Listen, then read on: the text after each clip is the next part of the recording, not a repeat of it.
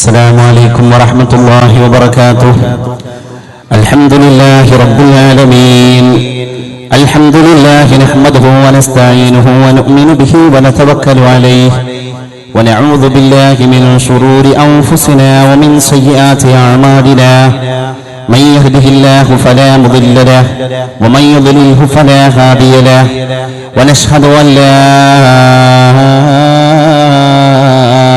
إله إلا الله وحده لا شريك له وأن سيدنا وحبيبنا ومصطفانا ومنجينا ومجتبانا ومقتفانا ومرتضانا محمدا صلى الله عليه وعلى آله وأصحابه وأعوانه وأتباعه وأهل بيته ومحبيه وسلم عبده ورسوله الذي كان متواصل الأحزان دائم الفكرة ليست له راحة طويل السكت لا يتكلم في غير حاجة كلامه فصل لا فضول ولا تقصير ليس بالجافي ولا مهين يعظم النعمة وإن دقت لا يضم منها شيئا غير أنه لم يضم ذواقا ولا يمدحه ولا يغضبه الدنيا ولا ما كان لها إذا أعرض أشاح جل ضحكه التبسم يفتر عن مثل حب الغمام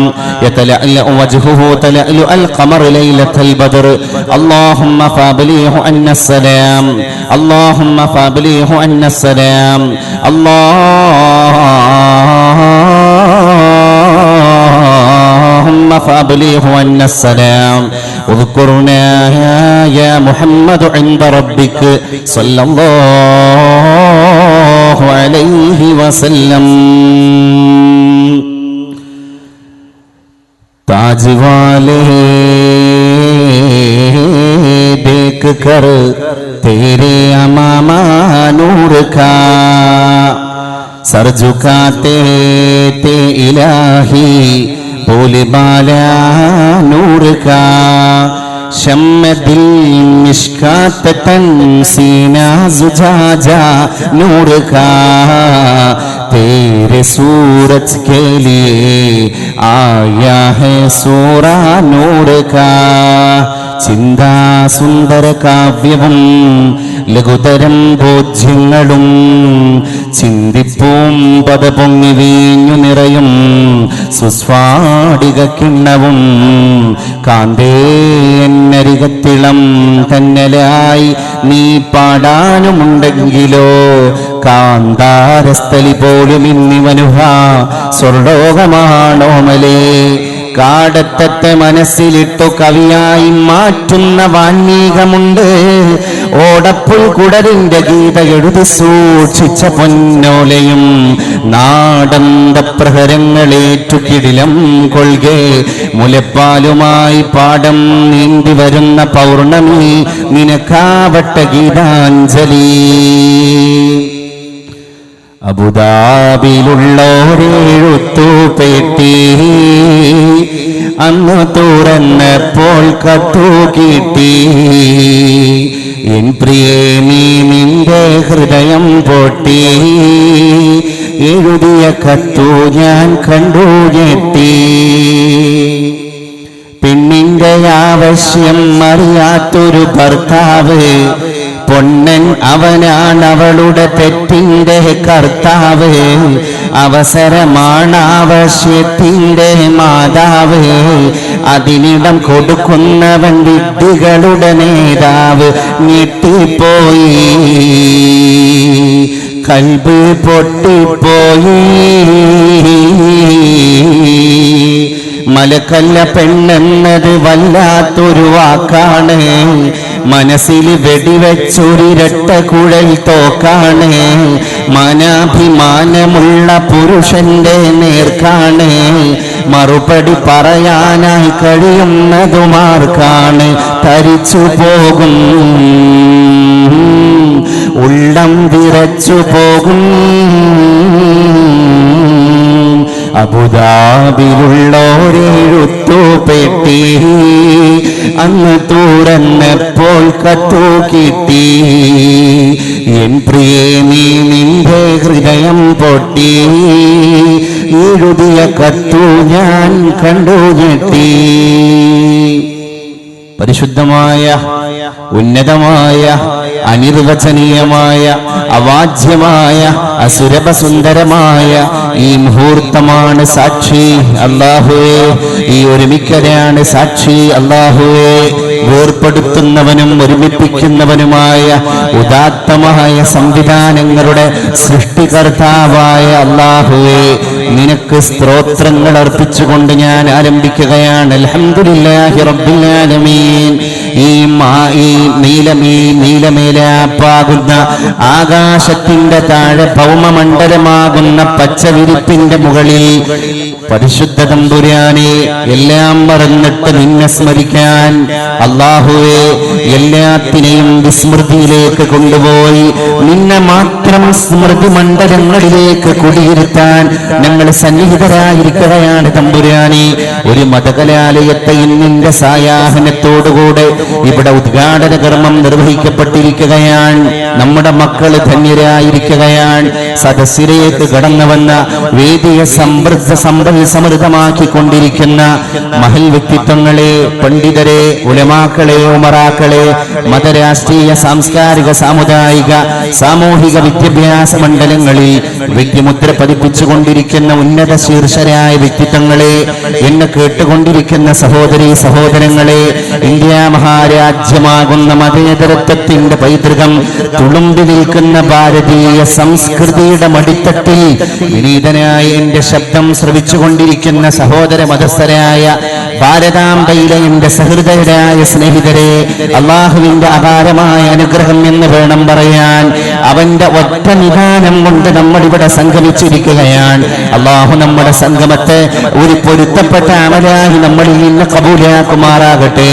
അള്ളാഹു ഈ കൂടലും പിരിയലും മീസാൻ എന്ന തുലാസിന്റെ നന്മയുടെ തട്ടിൽ ഒരു കനം തൂകുന്ന അമലായി നമ്മളിൽ നിന്ന് കബൂലാക്കുമാറാകട്ടെ.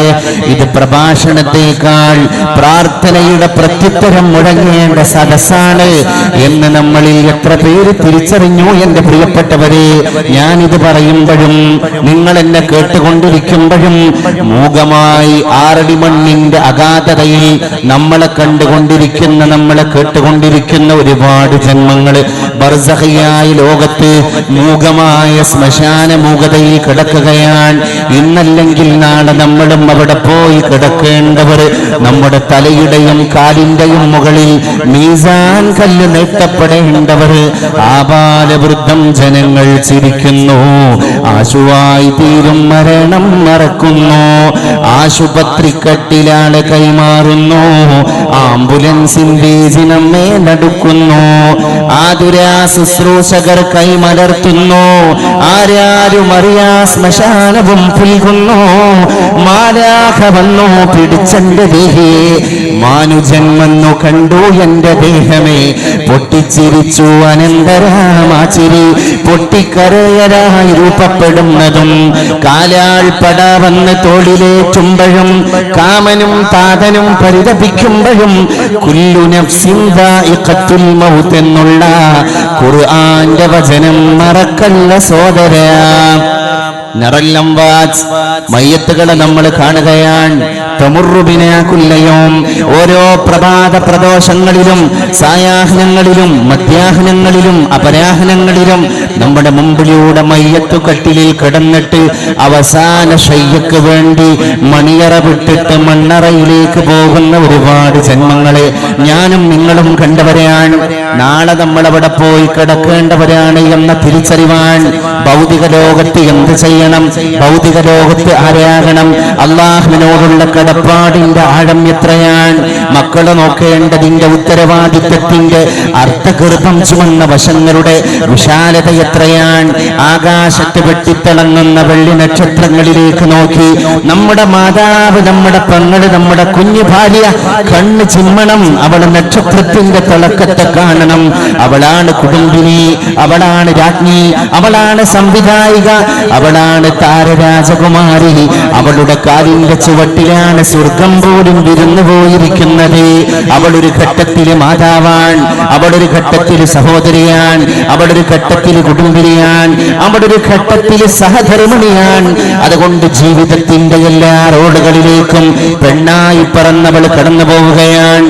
മണലാരണ്യത്തിലൂടെ സഹാബി ഒട്ടകക്കട്ടിൽ മെല്ലെ മെല്ലെ കൊണ്ടുപോകുമ്പോഴും ഒട്ടകത്തിന്റെ മൂക്ക് കയറി പിടിച്ചിട്ട് ഒട്ടകത്തെ നിയന്ത്രിക്കുകയാണ്. ആരാണ് സഹോദര നിന്റെ ഒട്ടകക്കട്ടിലിൽ മറ്റൊരാൾ ഇരിക്കുന്നത് എന്ന ചോദ്യത്തിന് പരിശുദ്ധനായ ആ അനുചരൻ മണലാരണ്യത്തിൽ മുടക്കിയ ഒരു മറുപടിയുണ്ട്. ഇതിൽ മുത്തുരത്നമാണ്, എന്റെ പെണ്ണാണ്, അതുകൊണ്ട് പെണ്ണ് മാനിക്കപ്പെടേണ്ടവളാണ്. ഇന്ന് പെണ്ണിന്റെ ശരീരം പരസ്യപ്പലകയിലാണ്. ഇന്ന് കച്ചവടം വിജയിക്കണമെങ്കിൽ എന്റെ കുഞ്ഞുപങ്ങളെ നിന്റെ മാതകത്വം തുളുമ്പിക്കൊണ്ടിരിക്കുന്ന ശരീരത്തിന്റെ നഗ്നത നാഷണൽ ഹൈവേയുടെ പരസ്യപ്പലകയിൽ പ്രത്യക്ഷപ്പെടാതെ ഇന്ന് കച്ചവടം വിജയിക്കൂല എന്ന തരത്തിലേക്ക് പെണ്ണ് അതപ്പതിച്ചു പോയിരിക്കുകയാണ്. നീ വജ്ര സമാനമാകേണ്ട ശക്തിവിശേഷമാണ് എന്ന് പരിശുദ്ധ റസൂൽ മുഹമ്മദ് മുസ്തഫ സല്ലല്ലാഹു അലൈഹി വസല്ലം ज़मीन पे ली हुई है जिस तरह अफलाक के नीचे यूं ही जन्नत भी मां के कदमों के खातिर के नीचे. ആകാശത്തിന്റെ താഴെ ഭൂമി എപ്രകാരമാണ് കിടക്കുന്നത് അതുപോലെയാണ് എന്റെ കുഞ്ഞു പെങ്ങളെ, എന്റെ പ്രിയപ്പെട്ട മാതാവേ, എന്റെ സഹോദരി, നിന്റെ കാലിന്റെ കീഴിൽ സ്വർഗം വിസ്തൃതമാണ്.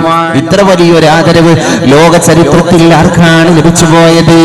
ആ ആദരവിനെയാണ് കുടുംബിനി മഹത്വവൽക്കരിക്കേണ്ടത്. ആ ആദരവിലൂടെയാണ് അവൾ കുടുംബത്തിലേക്ക് കടന്നു പോകേണ്ടത്. ആ ആദരവിലൂടെയാണ് അവൾ മക്കളെ നോക്കേണ്ടത്. ആ ആദരവിലൂടെയാണ് അവൾ നാളത്തെ ലോകത്തെ പ്രകാശമാനമാക്കേണ്ടത്. സ്ത്രീരത്നങ്ങൾ എത്ര ഗുരുക്കളായി കടന്നുപോയിട്ടുണ്ട്, എത്ര വലിയ അധ്യാപനങ്ങൾ പെണ്ണുങ്ങൾ കൊടുത്തിട്ടുണ്ട്. പെണ്ണിന് സാധിക്കാത്ത ഒരു മേഖലയും ഇല്ല എന്നർത്ഥം. ലോകത്തിന്റെ എല്ലാ ചരിത്ര പശ്ചാത്തലങ്ങളും അതാണ് നമ്മളെ പഠിപ്പിച്ചുകൊണ്ടിരിക്കുന്നത്. പെണ്ണിന് സാധിക്കാത്തൊരു മേഖലയും ഇല്ല. പെണ്ണെല്ലാ സ്ഥലങ്ങളിലേക്കും കടന്നു പോകേണ്ടവളാണ്.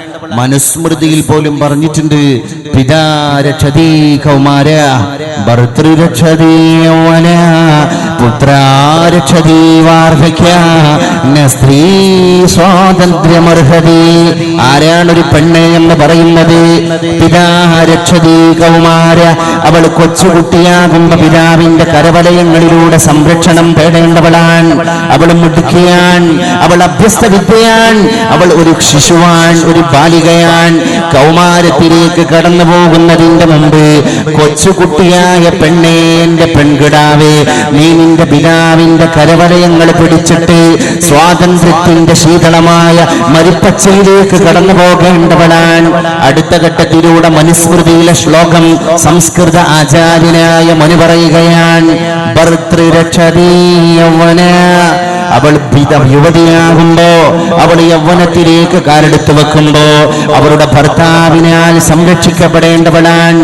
ഭർത്താവിന്റെ മുമ്പിലുള്ള പെണ്ണ് ആദരവ് കിട്ടേണ്ടവളാണ്. യൗവനത്തിലേക്ക് കടന്നുപോയാൽ, വിവാഹിതയായി പോയാൽ ഒരു പെണ്ണിന്റെ പരമാധികാരം ഭർത്താവിന്റെ കയ്യിലാണ്. അവൾക്ക് ചെലവ് കൊടുക്കേണ്ടത് അവനാണ്, അവരുടെ ഇംഗിതത്തെ നിറവേറ്റേണ്ടത് അവനാണ്, അവരുടെ ആഗ്രഹങ്ങളെ പൂർത്തീകരിക്കേണ്ടത് അവനാണ്, അവൾക്ക് സ്വാതന്ത്ര്യം കൊടുക്കേണ്ടത് അവനാണ്. പരിശുദ്ധ റസൂൽ വന്നിട്ട് ആയിഷ ബീവി പറയുകയാണ്, വിശുദ്ധ പ്രവാചകർ തിരുമേനി സല്ലല്ലാഹു അലൈഹി വസല്ലം എന്റെ മുമ്പിലേക്ക് കടന്നു വന്നു.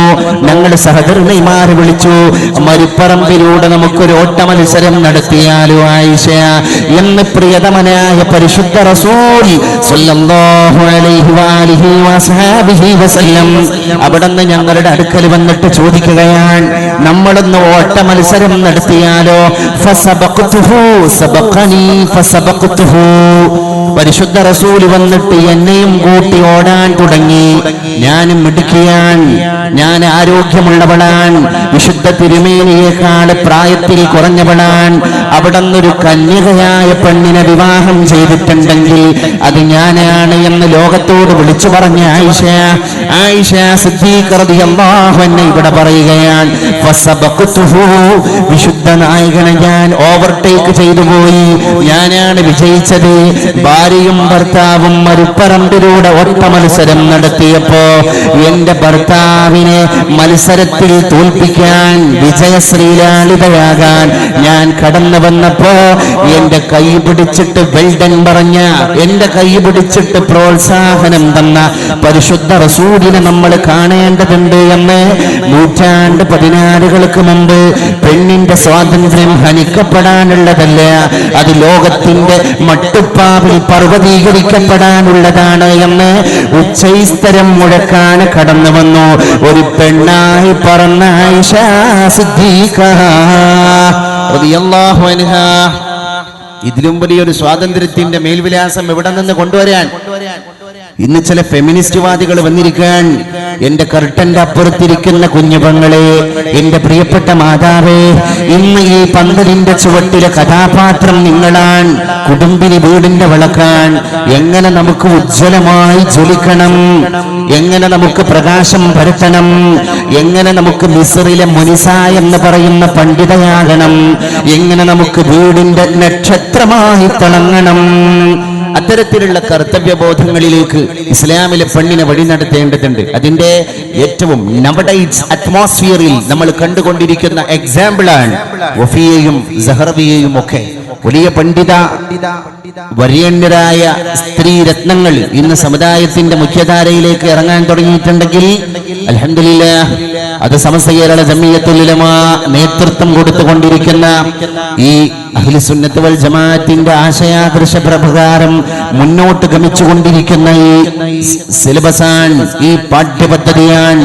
അൽഹംദുലില്ലാഹ്, ദുബായിലേക്ക് പ്രഭാഷണത്തിന് വേണ്ടി കടന്നുപോയപ്പോ കാസർകോട്ടെ ചില സുഹൃത്തുക്കൾ വന്നിട്ട് പറഞ്ഞുപോയി, ഞങ്ങൾ ഒരുപാട് പ്രവാസികളായ ഞങ്ങൾ ഇവിടുത്തെ ഓഫീസുകളിൽ, ഇവിടുത്തെ കമ്പനികളിൽ ജോലി ചെയ്തുകൊണ്ടിരിക്കുമ്പോ ഞങ്ങളുടെ ഭാര്യമാർ, ഞങ്ങളുടെ സഹധർമ്മിണിമാർ ഈ ദുബായിലെ ഫ്ലാറ്റിൽ രാവും പകലും ഒറ്റക്ക് കഴിയുമ്പോ അവർക്ക് മതം പഠിക്കാൻ ഒരു സംവിധാനമില്ല. അതുകൊണ്ട് തന്നെ കടൽ കടന്നിട്ട് വഫിയമാര് വരട്ടെ, ഞങ്ങൾ ദുബായിലുള്ള ഞങ്ങളുടെ കാസർകോട്ടുകാരും കണ്ണൂരുകാരും കോഴിക്കോട്ടുകാരുമായ പ്രവാസികളുടെ പെണ്ണുങ്ങൾക്ക് വാത് പറഞ്ഞു കൊടുക്കാൻ കേരളക്കരയിൽ നിന്ന് പർദ്ദയിട്ട മഫ്തയിട്ട പെൺകുട്ടി വാതിന് പോകേണ്ട സ്ഥിതിയിലേക്ക് അൽഹംദുലില്ലാഹ് മലയാളക്കരയുടെ പെണ്ണിന്റെ വർത്തമാന സംവിധാനങ്ങളെ അള്ളാഹു അജയ്യമാക്കിയിരിക്കുകയാണ്, അള്ളാഹു അഭിമാനകരമാക്കിയിരിക്കുകയാണ്. നമ്മുടെ മദ്ഹബിന്റെ ഇമാമായ സയ്യിദുനാ വ ഇമാമുനാ ശാഫിഈ റഹ്മത്തുള്ളാഹി അലൈഹി ലോകത്തോട് വിളിച്ചു പറഞ്ഞു, എനിക്ക് തസവ്വുഫ് പഠിപ്പിച്ചു തന്നത് മുനിസ എന്ന് പറയുന്ന ഒരു ഗുരുവാൻ. ആരാണ് ആ പെണ്ണ്? നമ്മുടെ മദ്ഹബിന്റെ ഇമാമ തസവ്വുഫ് പഠിക്കുന്നത് ഒരു പെണ്ണാകുന്ന പണ്ഡിതയുടെ മുമ്പിൽ പോയിട്ടാൻ. ഊഹിക്കാൻ കഴിയുമോ വർത്തമാന കാലത്തിലെ എന്റെ പെങ്ങളെ? നമുക്കങ്ങനെ മുനിസ എന്ന് പറയുന്ന പണ്ഡിതയിൽ നിന്നാണ് ഞാൻ ഇസ്ലാമിന്റെ അച്ചടക്കത്തിന്റെ ആധ്യാത്മിക മര്യാദയുടെ ബാലപാഠം പഠിച്ചത് എന്നൊരു മദ്ഹബിന്റെ ഇമാമ ലോകത്തോട് വിളിച്ചു പറയുകയാണ്. അന്നത്തെ പെണ്ണെവിടെയാണ്? ആ പെണ്ണ് നിന്ന ചക്രവാള സീമയിൽ നിന്ന്, പെണ്ണെ നീ ഒരു അഗ്നിസ്ഫുലിംഗമായിട്ട് കത്തിച്ചൊരിക്കണം എന്ന് 2016 പെണ്ണിനോട് വിളിച്ചു പറയാൻ ഈ സദസ്സ് നമുക്ക് ശക്തി തന്നുകൊണ്ടിരിക്കുകയാണ്. അള്ളാഹു നമ്മളിൽ നിന്ന് കബൂൽ ചെയ്യുമാറാകട്ടെ. അങ്ങനെ ചില ദാമ്പത്യങ്ങൾ ലോകത്ത് പീലി വിടർത്തിയിട്ടുണ്ട്. സയ്യിദുനാ അലി റളിയല്ലാഹു അൻഹു സഹധർമ്മിണിയായി അള്ളാഹുവിന്റെ റസൂലിന്റെ പ്രിയപ്പെട്ട കരടിന്റെ കഷ്ണമായ ഫാത്തിമത്തു സഹറ ബത്തൂൽ റളിയല്ലാഹു അൻഹ കടന്നു പോകാൻ. രണ്ടുപേർക്കിടയിലും ഒരുപാട് കോൺഫ്ലിക്റ്റുകൾ, കോമ്പറ്റീഷൻസ്. എങ്ങനെ? നീ പെണ്ണാണ് ഫാത്തിമ. അപ്പൊ ഫാത്തിമ വന്നിട്ട് തർക്കത്തിന് ഒരിക്കലും ഗ്യാപ്പ് കൊടുക്കാതെ ഉടനെ തന്നെ മറുപടി പറയും, നിങ്ങളാണ്, ഞങ്ങൾ പെണ്ണുങ്ങന്മാരെ ചീത്ത പറയാൻ അങ്ങേക്കെന്ത് അവകാശമാണ് ഭർത്താവേ എന്ന് പരിശുദ്ധവതിയായ ഫാത്തിമത്തു സഹറ ബത്തൂൽ പെണ്ണുങ്ങളാണ് ലോകത്തെ വടക്കാക്കുന്നത് എന്ന് അലി ഇബ്നു അബീ ത്വാലിബ് റളിയല്ലാഹു അൻഹു കവിതയിലൂടെ പറഞ്ഞപ്പോൾ, അലി റളിയല്ലാഹു അൻഹു ഒരു കവിയായി മാറിയപ്പോൾ അലിയുടെ സഹധർമ്മിണി ഒരു കവയത്രിയായി മാറുകയാണ് റളിയല്ലാഹു അൻഹുമാ. അലിയാർ തങ്ങൾ ഫാത്തിമ ബീവിയോട് ആക്ഷേപ സ്വരത്തോടുകൂടെ ലോകത്തെ പെണ്ണുങ്ങളെ മുഴുവൻ കുറ്റപ്പെടുത്തിയിട്ട് കവിത പാടിപ്പോയി. ഇന്നന്നിസാ അശയാ തീനൻ ഖുലിഖന ലനാ നഊദു ബില്ലാഹി മിൻ ശർരി ശയാതീനി. ഫാത്തിമ, നിന്റെ വർഗമുണ്ടല്ലോ, ഈ ആകാശമാകുന്ന മേൽക്കൂരക്ക് താഴെ പെണ്ണെന്ന് പറഞ്ഞിട്ട് നടന്നുകൊണ്ടിരിക്കുന്ന വർഗമുണ്ടല്ലോ, അവർ പിശാചുക്കളാണ്, ശൈത്താന്മാരാണ്.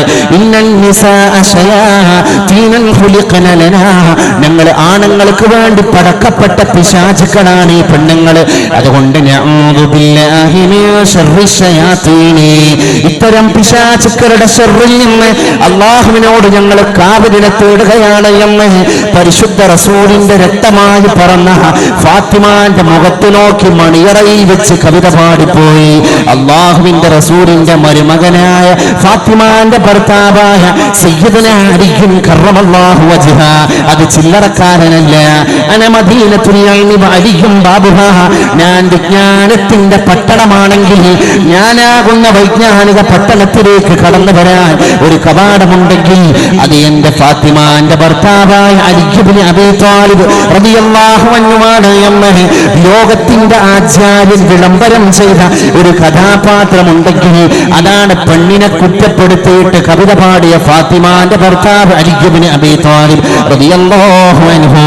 എന്നാൽ ഉരുളക്ക് ഉപ്പേരി പോലെ അതേ മണിയറയിൽ വെച്ച് ആ പാർശ്വഭാഗങ്ങളിലെ 4 കെട്ടുകൾ ഇടിമുടക്കം സൃഷ്ടിക്കുന്ന പ്രകമ്പനം പോലെ ഫാത്തിമ തിരിച്ചുപാടി, എന്റെ പെങ്ങളെ, നിന്റെ അഭിമാനത്തെ രക്ഷപ്പെടുത്താൻ, എന്റെ മാതാവേ, നിന്റെ ചാരിത്രത്തെ രക്ഷപ്പെടുത്താൻ, നിന്റെ കാവൽക്കാരിയെ പോലെ അഷ്റഫുൽ ഖൽഖിന്റെ മകൾ തിരിച്ചു കവിത പാടി. ഇന്നൻ നിസാഅ റയാഹിനൻ ഖുലിഖന ലക്കും ഫകുല്ലുകും തസ്തഹി ശമ്മർ റയാഹിനി. എന്നാൽ ഭർത്താവായ അലി, അങ്ങൊന്ന് കേൾക്കണം, അങ്ങ് പാടിയ അതേ കവിതയുടെ സാരത്തെ തിരിച്ച് ഞാൻ മറുപടി പറയുകയാണ്. എന്റെ വർഗക്കാരികളായ പെണ്ണുങ്ങളെ രക്ഷപ്പെടുത്താൻ വേണ്ടി അത് നിങ്ങൾ ആണുങ്ങളെ മനസ്സിലാക്കണം. ഇന്നൻ നിസാഅ, നിശ്ചയം ഞങ്ങൾ പെണ്ണുങ്ങൾ, റയാഹീനൻ, ഇവിടെ സ്മെല്ല് ചെയ്യാൻ നിങ്ങൾക്ക് അല്ലാഹു ഒരുക്കി തന്ന സുഗന്ധ പുഷ്പങ്ങളാണ്. ആ പുഷ്പങ്ങളുടെ പേരാണ് റൈഹാൻ. അതുകൊണ്ട് ആണുങ്ങളെ, നിങ്ങൾക്ക് സ്മെല്ല് ചെയ്യാനുള്ള റൈഹാന് പുഷ്പങ്ങളാണ് നിങ്ങൾ പെണ്ണുങ്ങളെല്ലാം. അതുകൊണ്ട് ഫകുല്ലുകും തസ്തഹി ശമ്മർ റയാഹീനി, നിങ്ങളെ പച്ചമാംസം വിപണിയിൽ കൊണ്ടുപോയി വിൽപ്പന നടത്താൻ ആഗ്രഹിക്കുന്ന ആണുങ്ങളെ നിങ്ങൾ തിരിച്ചറിയണം. ഈ റൈഹാൻ പുഷ്പത്തിന്റെ സുഗന്ധം ആസ്വദിക്കാൻ കൊതിക്കാത്ത ആൺവർഗത്തിൽപ്പെട്ട ആളുകളുണ്ടോ എന്ന് അലിയാരുടെ മുഖത്ത് നോക്കി മറുപടി പറഞ്ഞുപോയി നമ്മുടെ കവയത്രിയായ ഫാത്തിമത്തു സഹ്റ ബത്തൂൽ റളിയല്ലാഹു അൻഹാ. അതുകൊണ്ട് എന്റെ പ്രിയപ്പെട്ടവരെ, എന്റെ പ്രിയപ്പെട്ട ശ്രോതാക്കളുടെ ഉള്ളിൽ 2 വിഭാഗവും ഇവിടെ എന്തോ ആശങ്കയിൽ നിൽക്കുകയാണ് അല്ലേ? നമ്മൾ പാരഭാഗത്ത് നിൽക്കണം കൺഫ്യൂഷനാണ് പ്രഭാഷകനായി എനിക്കുള്ളത്. 2 ടീമിനെയും 2 ഭാഗത്തേക്ക് സ്പ്ലിറ്റാക്കി ഞാൻ പറയുന്നു, ഫാത്തിമ ബീവിയുടെ കൂട്ടുകാരികളാകണമെങ്കിൽ ഇന്നത്തെ സദസ്സ് നമുക്കൊരു സന്ദേശമാകണം. അല്ല, അലി റളിയല്ലാഹു അൻഹു പറഞ്ഞ വർഗക്കാരാകണമെങ്കിൽ അതും ഇന്നത്തെ സുലഭമാണ്. ഇന്നത്തെ ലോകത്ത് അതിനുള്ള മാർഗങ്ങൾ ഒരുപാടാണ്. അതുകൊണ്ട് അലി ഇബ്നു അബീ ത്വാലിബിനും തെറ്റിയിട്ടില്ല റളിയല്ലാഹു അൻഹു, ഫാത്തിമക്ക് തെറ്റാൻ പോകുന്നുമില്ല റളിയല്ലാഹു അൻഹാ. 2 മാർഗങ്ങൾ ഒരു ഭർത്താവും ഭാര്യയും കാണിച്ചു തന്നു. 2ഉം ഇന്നത്തെ പെണ്ണിന് സഞ്ചരിക്കാനുള്ള മാർഗങ്ങളാണ്. അലി റളിയല്ലാഹു അൻഹു പറഞ്ഞത് അബദ്ധ സഞ്ചാരം നടത്തുന്ന പെണ്ണിനുള്ള വാണിംഗ് ആണെങ്കിൽ ഫാത്തിമ ബീവി കാണിച്ചു തന്നത്, എന്റെ മാർഗത്തിലൂടെ കടന്നു വരുന്ന പെങ്ങളെ, നിനക്ക് സ്വർഗമുണ്ട്. എന്റെ വാപ്പ എന്റെ മുഖത്ത് നോക്കി എന്നോട് പറഞ്ഞു, ഫാത്തിമ അന്തി സയ്യിദത്തു നിസാഇ അഹ്ലിൽ ജന്ന.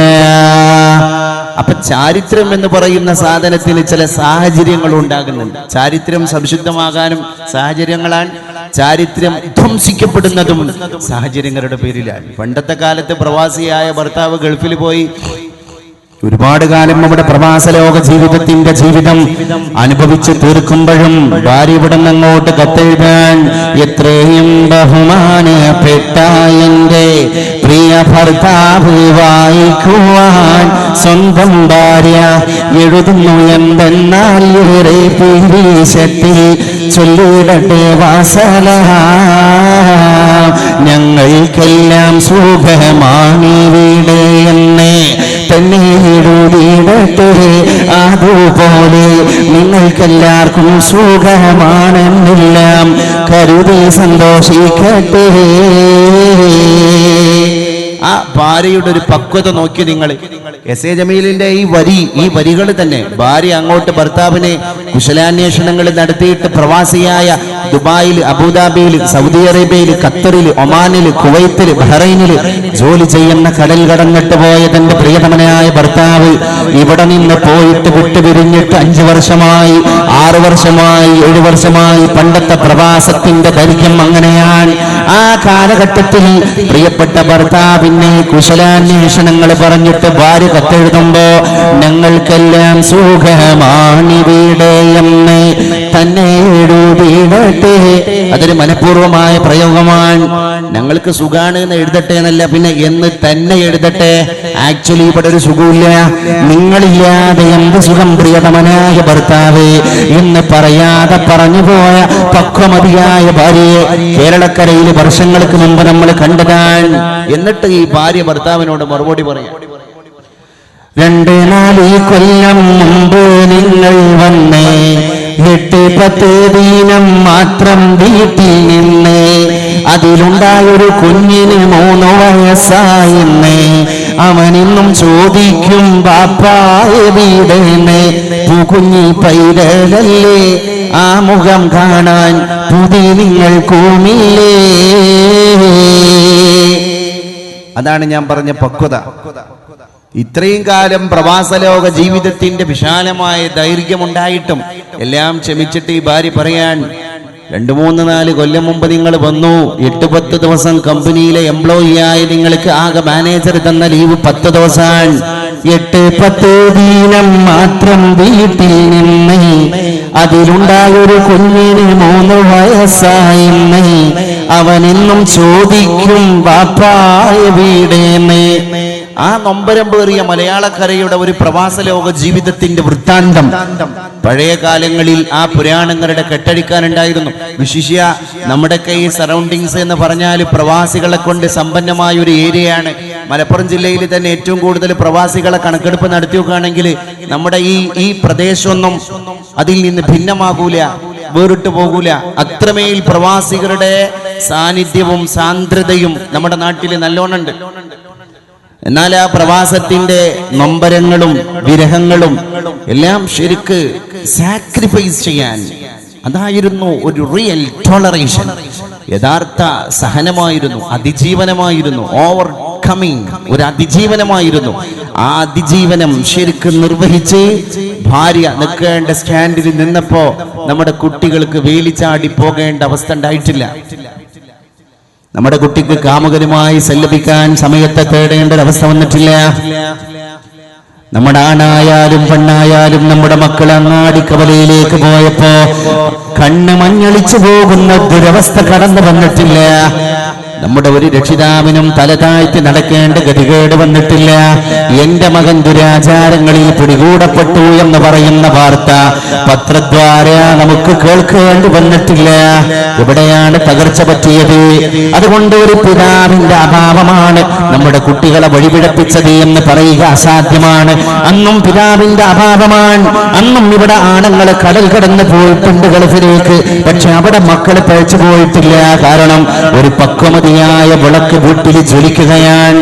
അവളാൻ ഒരു മതിൽ പോലും പണിത് ഉയർത്തപ്പെടാത്ത വീട്ടിന്റെ മുമ്പിൽ ഒരു രക്ഷിതാവിന്റെ റോളിൽ നിൽക്കാൻ പ്രവാസിയായ ഭർത്താവിന്റെ വിധവയെ പോലെ കഴിയുന്ന എന്റെ പെങ്ങളെ, നിനക്ക് നിന്റെ വീട്ടിൽ നല്ല ചാരിത്രമുണ്ടായിരുന്നു, നിന്റെ വാക്കിന് വിലയുണ്ടായിരുന്നു. ഇന്ന സലാഹൽ മർഅത്തി സലാഹൽ മുജ്തമഅ. പരിശുദ്ധ റസൂൽ സ്വല്ലല്ലാഹു അലൈഹി വസല്ലം പെണ്ണിനെ പറ്റി പറഞ്ഞു പോയി, ഇന്ന സലാഹൽ മർഅ, ഒരു പെണ്ണിന്റെ നന്മ എന്ന് പറയുന്നത് സലാഹുൽ മുജ്തമഅ, അത് മൊത്തത്തിലുള്ള ഒരു കമ്മ്യൂണിറ്റിയുടെ നന്മയാണ്. വഫസാദഹ, ആ പെണ്ണിന്റെ തിന്മ എന്ന് പറഞ്ഞാൽ ഫസാദുൽ മുജ്തമഅ, അത് ടോട്ടൽ കമ്മ്യൂണിറ്റിയുടെ തിന്മയാണ്. മലയാളത്തിൽ ചൊല്ലുന്നുണ്ടല്ലോ പെണ്ണുരുമ്പെട്ടാൽ, അതിലെല്ലാം പെടും. For example Shalu Menon, for example Saritha, അല്ലേ? ഇതൊക്കെ നിങ്ങൾ നോക്ക്, വൈറലാകാൻ, ഇവരുടെ ന്യൂസുകൾ മുഴുവൻ വൈറലാകാൻ ബിക്കോസ് അവർ പെണ്ണുങ്ങളാണ്.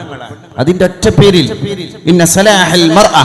അതുകൊണ്ടാണ് ടോൾസ്റ്റോയ് പറഞ്ഞത്, പ്രിയപ്പെട്ട സുഹൃത്തുക്കളെ, നിങ്ങളുടെ ആൺകുട്ടിക്ക് വിദ്യാഭ്യാസം കൊടുത്താൽ നിങ്ങളൊരു കുട്ടിയെ പഠിപ്പിച്ചു, നിങ്ങളൊരു പെൺകുട്ടിക്ക് വിദ്യാഭ്യാസം കൊടുത്താൽ നിങ്ങളൊരു ഗ്രാമത്തെ പഠിപ്പിച്ചു. അപ്പൊ ഇതിന് മനസ്സിലായി വാട്ട് ഈസ് എ വാല്യൂ, അല്ലേ? എന്താണ് ഈ പെണ്ണ് എന്ന് പറയുന്ന ഈ ഒരു പ്രതിഭാസത്തിന്റെ വാല്യൂ? എന്താണ് പെണ്ണതാണ്?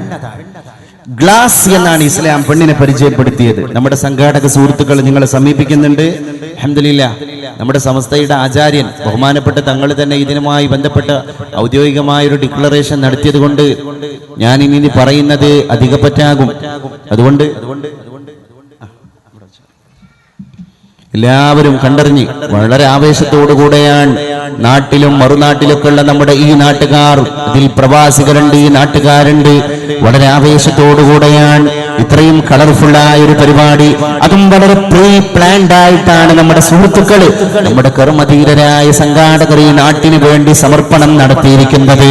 അല്ലാഹുവേ, ബഹുനില കെട്ടിടം പോലെ ഇങ്ങോട്ട് വരുമ്പോൾ സൗരഭ്യം തൂങ്ങി തല ഉയർത്തി നിൽക്കുന്ന, അണിഞ്ഞു കുണുങ്ങി ഒരുങ്ങി നിൽക്കുന്ന ഒരു രാജകുമാരിയെ പോലെ നിന്റെ കലാലയത്തെ, നിന്റെ മതം പഠിപ്പിക്കാൻ വേണ്ടി തയ്യാറാക്കപ്പെട്ട മതകലാലയത്തിന്റെ തലയെടുപ്പ് കണ്ടപ്പോ നട്ടിലുള്ള ആളുകളാണ് ഈ നാട്ടുകാർ എന്ന് ബോധ്യപ്പെടുത്താൻ ആ തലയെടുപ്പുള്ള ബിൽഡിങ്ങിന്റെ സ്ട്രക്ചർ മാത്രം മതി എന്റെ പ്രിയപ്പെട്ടവരെ. അതുകൊണ്ട് അതിന്റെ പിന്നിൽ പ്രവർത്തിച്ച കരങ്ങൾക്ക് അള്ളാഹു ഖൈർ പ്രതിഫലമായി നൽകുമാറാകട്ടെ. അള്ളാഹുവേ, ആ മദ്രസയുടെ കെട്ടിടത്തിന്റെ ഓരോ നിർമ്മാണത്തിന്റെയും പ്രവർത്തനത്തിന്റെ പിന്നിലുള്ള എല്ലാ ആളുകൾക്കും നീ ഖൈറും ബർക്കത്തും കൊടുക്കണേ തമ്പുരാനെ. അള്ളാഹുവേ, അതവർക്ക് പരലോകത്ത് വെളിച്ചം കൊടുക്കുന്നൊരു അമലായി അവരിൽ നിന്ന് കബൂലാക്കണേ തമ്പുരാനെ എന്ന് പ്രത്യേകം ദുആ ചെയ്യാൻ ഞാൻ ഈ അവസരം ഉപയോഗപ്പെടുത്തുകയാണ്. കാരണം എന്താ, അവരൊക്കെ ഇതിനെ പ്രതീക്ഷിക്കുന്ന ഒരു പ്രാർത്ഥനയാണ്. ദുആനി അസ്തജിബ് ലക്കും. അള്ളാഹു നമ്മളോട് പറഞ്ഞു, നിങ്ങൾ ദ്വാരന്നോളൂ, ഞാൻ ഉത്തരം തരാം. ദ്വാരക്കാത്ത കുഴപ്പമില്ലേ, ഉത്തരം കിട്ടാനില്ല താമസം. ദ്വാരക്കാത്തതിന്റെ ഒറ്റ കുഴപ്പമാണ് ഉത്തരം കിട്ടാനുള്ള ഈ ഡിലേ. അങ്ങനെ വരാനുള്ള കാരണം, പഴയ കാലത്തൊക്കെ ദ്വാരന്ന് നേടാനുള്ള ഒരു കോൺഫിഡൻസ് ഉണ്ടായിരുന്നു.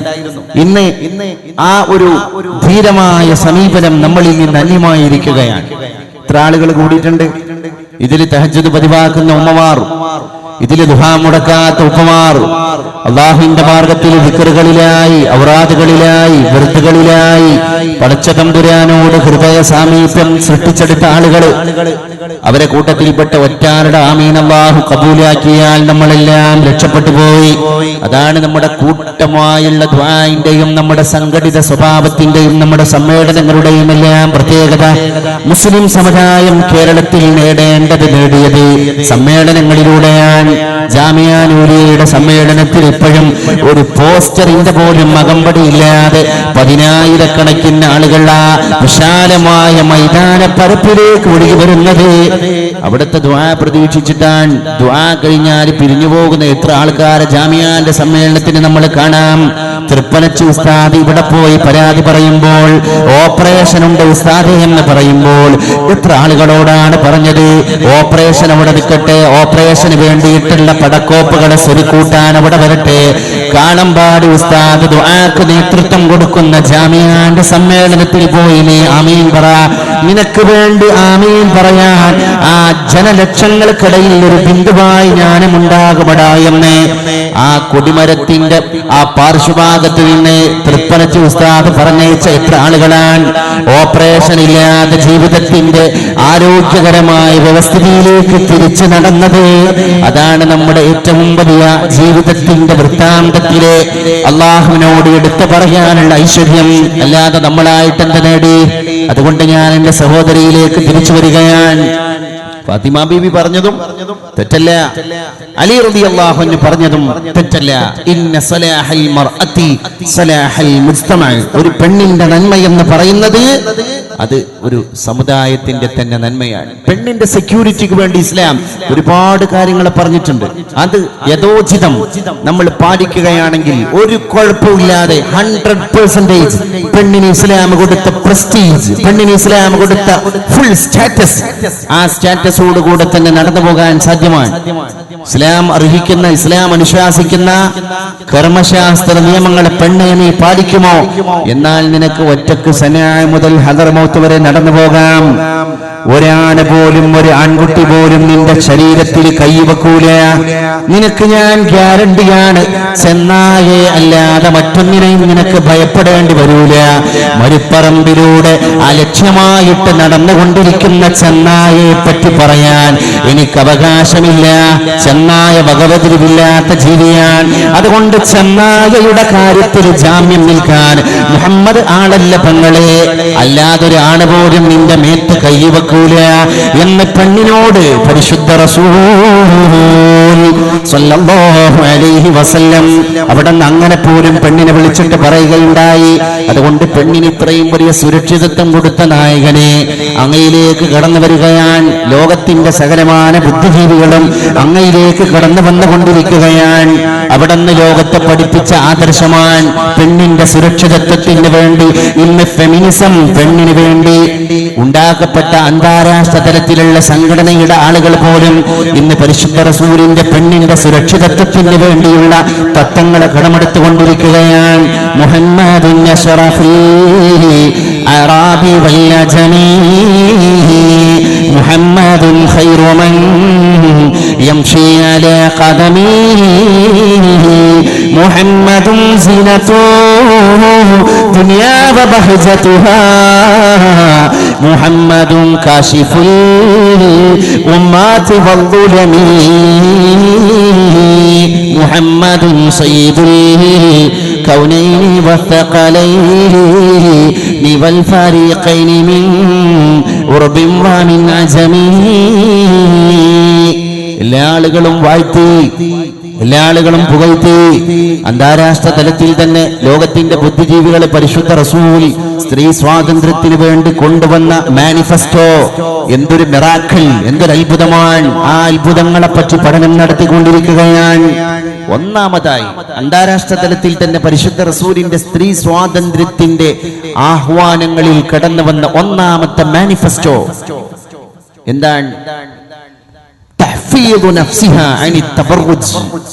അവളുടെ ശരീരത്തെ അവൾ സെക്യൂർ ആക്കലാണ്. അഴിഞ്ഞാട്ടത്തിൽ നിന്ന് പെണ്ണ് സ്വമേധയാ രക്ഷപ്പെടലാണ്. ഇന്ന് അഴിഞ്ഞാടാനുള്ള സ്വാതന്ത്ര്യം, അതിനുള്ള ലിബർട്ടി, അതിനുള്ള വാദങ്ങൾ എല്ലാം ഒന്നാണ്. ഇതിന്റെ ഇടയിൽ ഏറ്റവും വലിയൊരു തമാശ എന്ന് പറയുന്നത് പെണ്ണും ആണിനെ പോലെ തന്നെയാണ്. അതുകൊണ്ട് ആണിന് പൊതുമേഖലയിൽ കൊടുക്കുന്ന സർക്കാരാണെങ്കിലും അതുപോലെ തന്നെ പൊതുമേഖലാ സ്ഥാപനങ്ങളാണെങ്കിലും തദ്ദേശ സ്ഥാപനങ്ങളാണെങ്കിലും പെണ്ണിന് അവർ കൊടുക്കുന്ന അതേ ആനുകൂല്യം, ആണിന് കൊടുക്കുന്ന ആനുകൂല്യം പെണ്ണിനും വകവെച്ചു കൊടുക്കണം. പെണ്ണും ഒരു ജന്മമാണ്. ആണിനെ പോലെ രണ്ട് കൈ, ആണിനെ പോലെ രണ്ട് കാല്, എല്ലാമുള്ള ഒരു ജന്മം തന്നെയാണ് പെണ്ണ്. അപ്പൊ എന്താ, ഇല്ലാത്ത സന്ധ്യയും സമാസവും ചേർത്തിട്ട് പൂരിപ്പിക്കുകയും അതിനെ പൂരിപ്പിച്ചിട്ട് ലോകത്തിന്റെ മുമ്പിൽ പ്രസന്റ് ചെയ്യുകയും ചെയ്യുന്ന ഒരു അത്ഭുതമാണ് ഈ വാദികൾ ഇന്ന് ലോകത്ത് നടത്തിക്കൊണ്ടിരിക്കുന്നത്. ഞാൻ ചോദിക്കട്ടെ, പെണ്ണുവാണും സൃഷ്ടിപരമായി ഫിസിക്കലി തന്നെ എത്ര ഡിഫറൻസ് ഉണ്ട്? പെണ്ണിന്റെ ശബ്ദം അത് പെനട്രേറ്റിംഗ് സൗണ്ടാണ്. ആണിന്റെ ശബ്ദം എന്ന് പറഞ്ഞാൽ ഹൈ ബാസ് ഉള്ള ഒരു സൗണ്ടാണ്. അതിൽ തന്നെ അള്ളാഹു പഠിപ്പിക്കുന്നുണ്ട് വോയിസ് ആണിനാണ്, പെണ്ണിന് വോയിസ് ഇല്ല എന്നല്ല. പെണ്ണ് ആഭ്യന്തരമന്ത്രിയാണ്.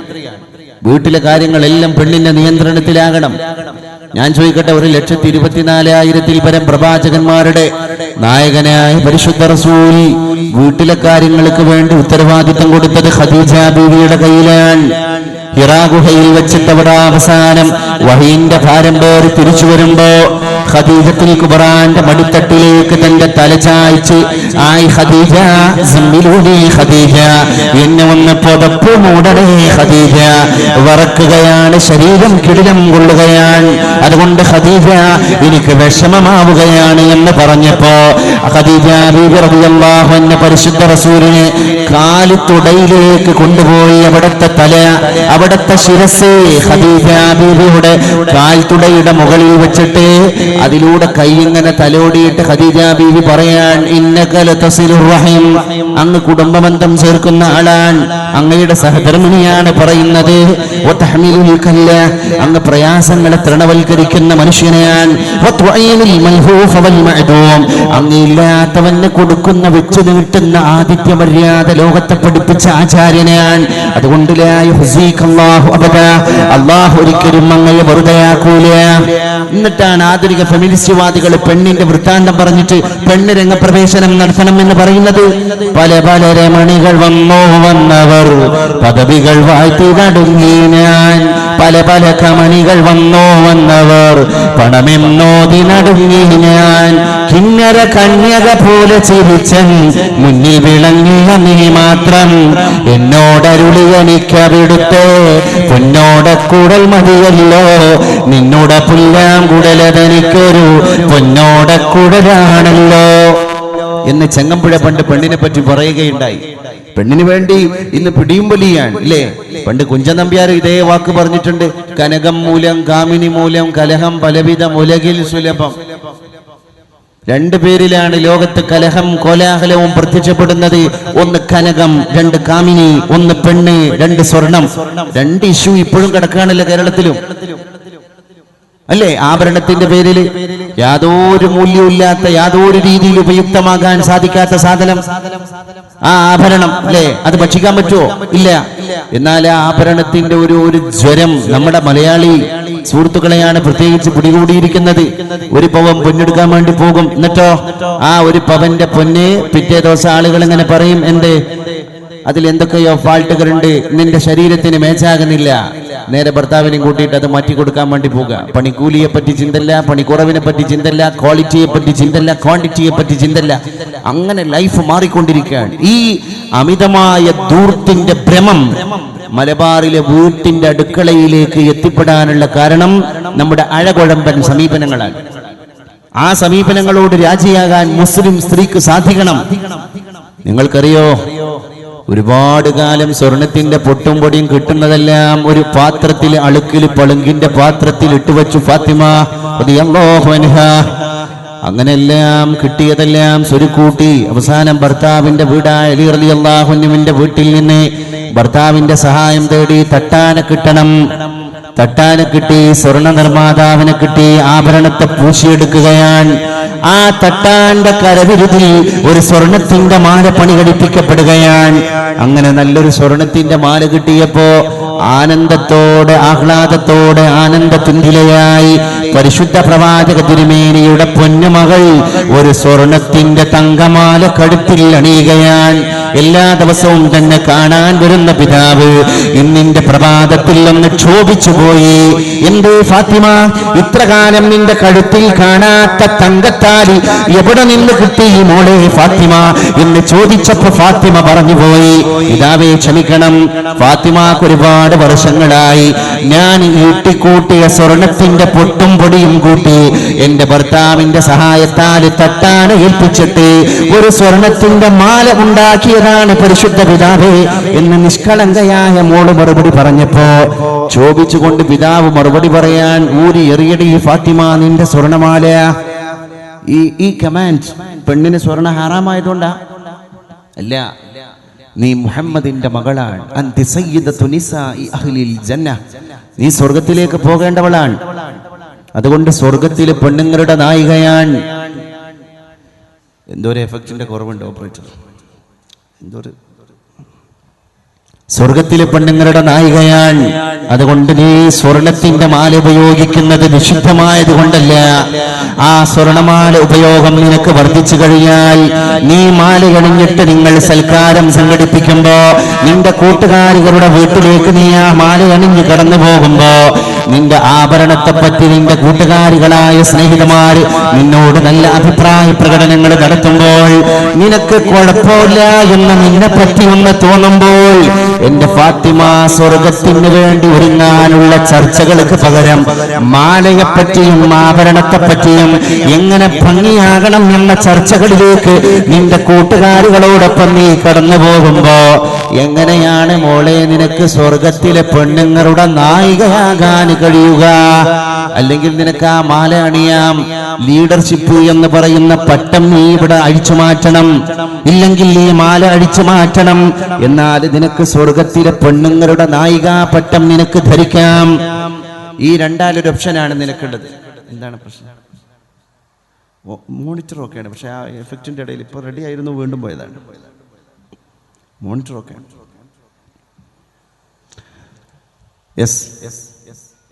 അപ്പൊ നമ്മൾ പറഞ്ഞുകൊണ്ടുവന്നത് പരിശുദ്ധവതിയായ ഫാത്തിമ ബീവിയുടെ ആ ജീവിതത്തിന്റെ രേഖാചിത്രം മാത്രം മതി ഒരു പെണ്ണിന് പെണ്ണാകാൻ. പെണ്ണാകണം.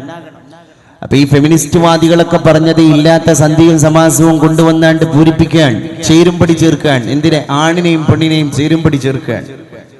അള്ളാഹു ശരിക്കും പറഞ്ഞില്ലേ, വോയിസ് ആണിനാണ്. ആണിന്റെ ശബ്ദത്തിൽ തന്നെ അള്ളാഹു ഇങ്ങനെ ഒരു ഗാംഭീര്യം കൊടുത്തത്.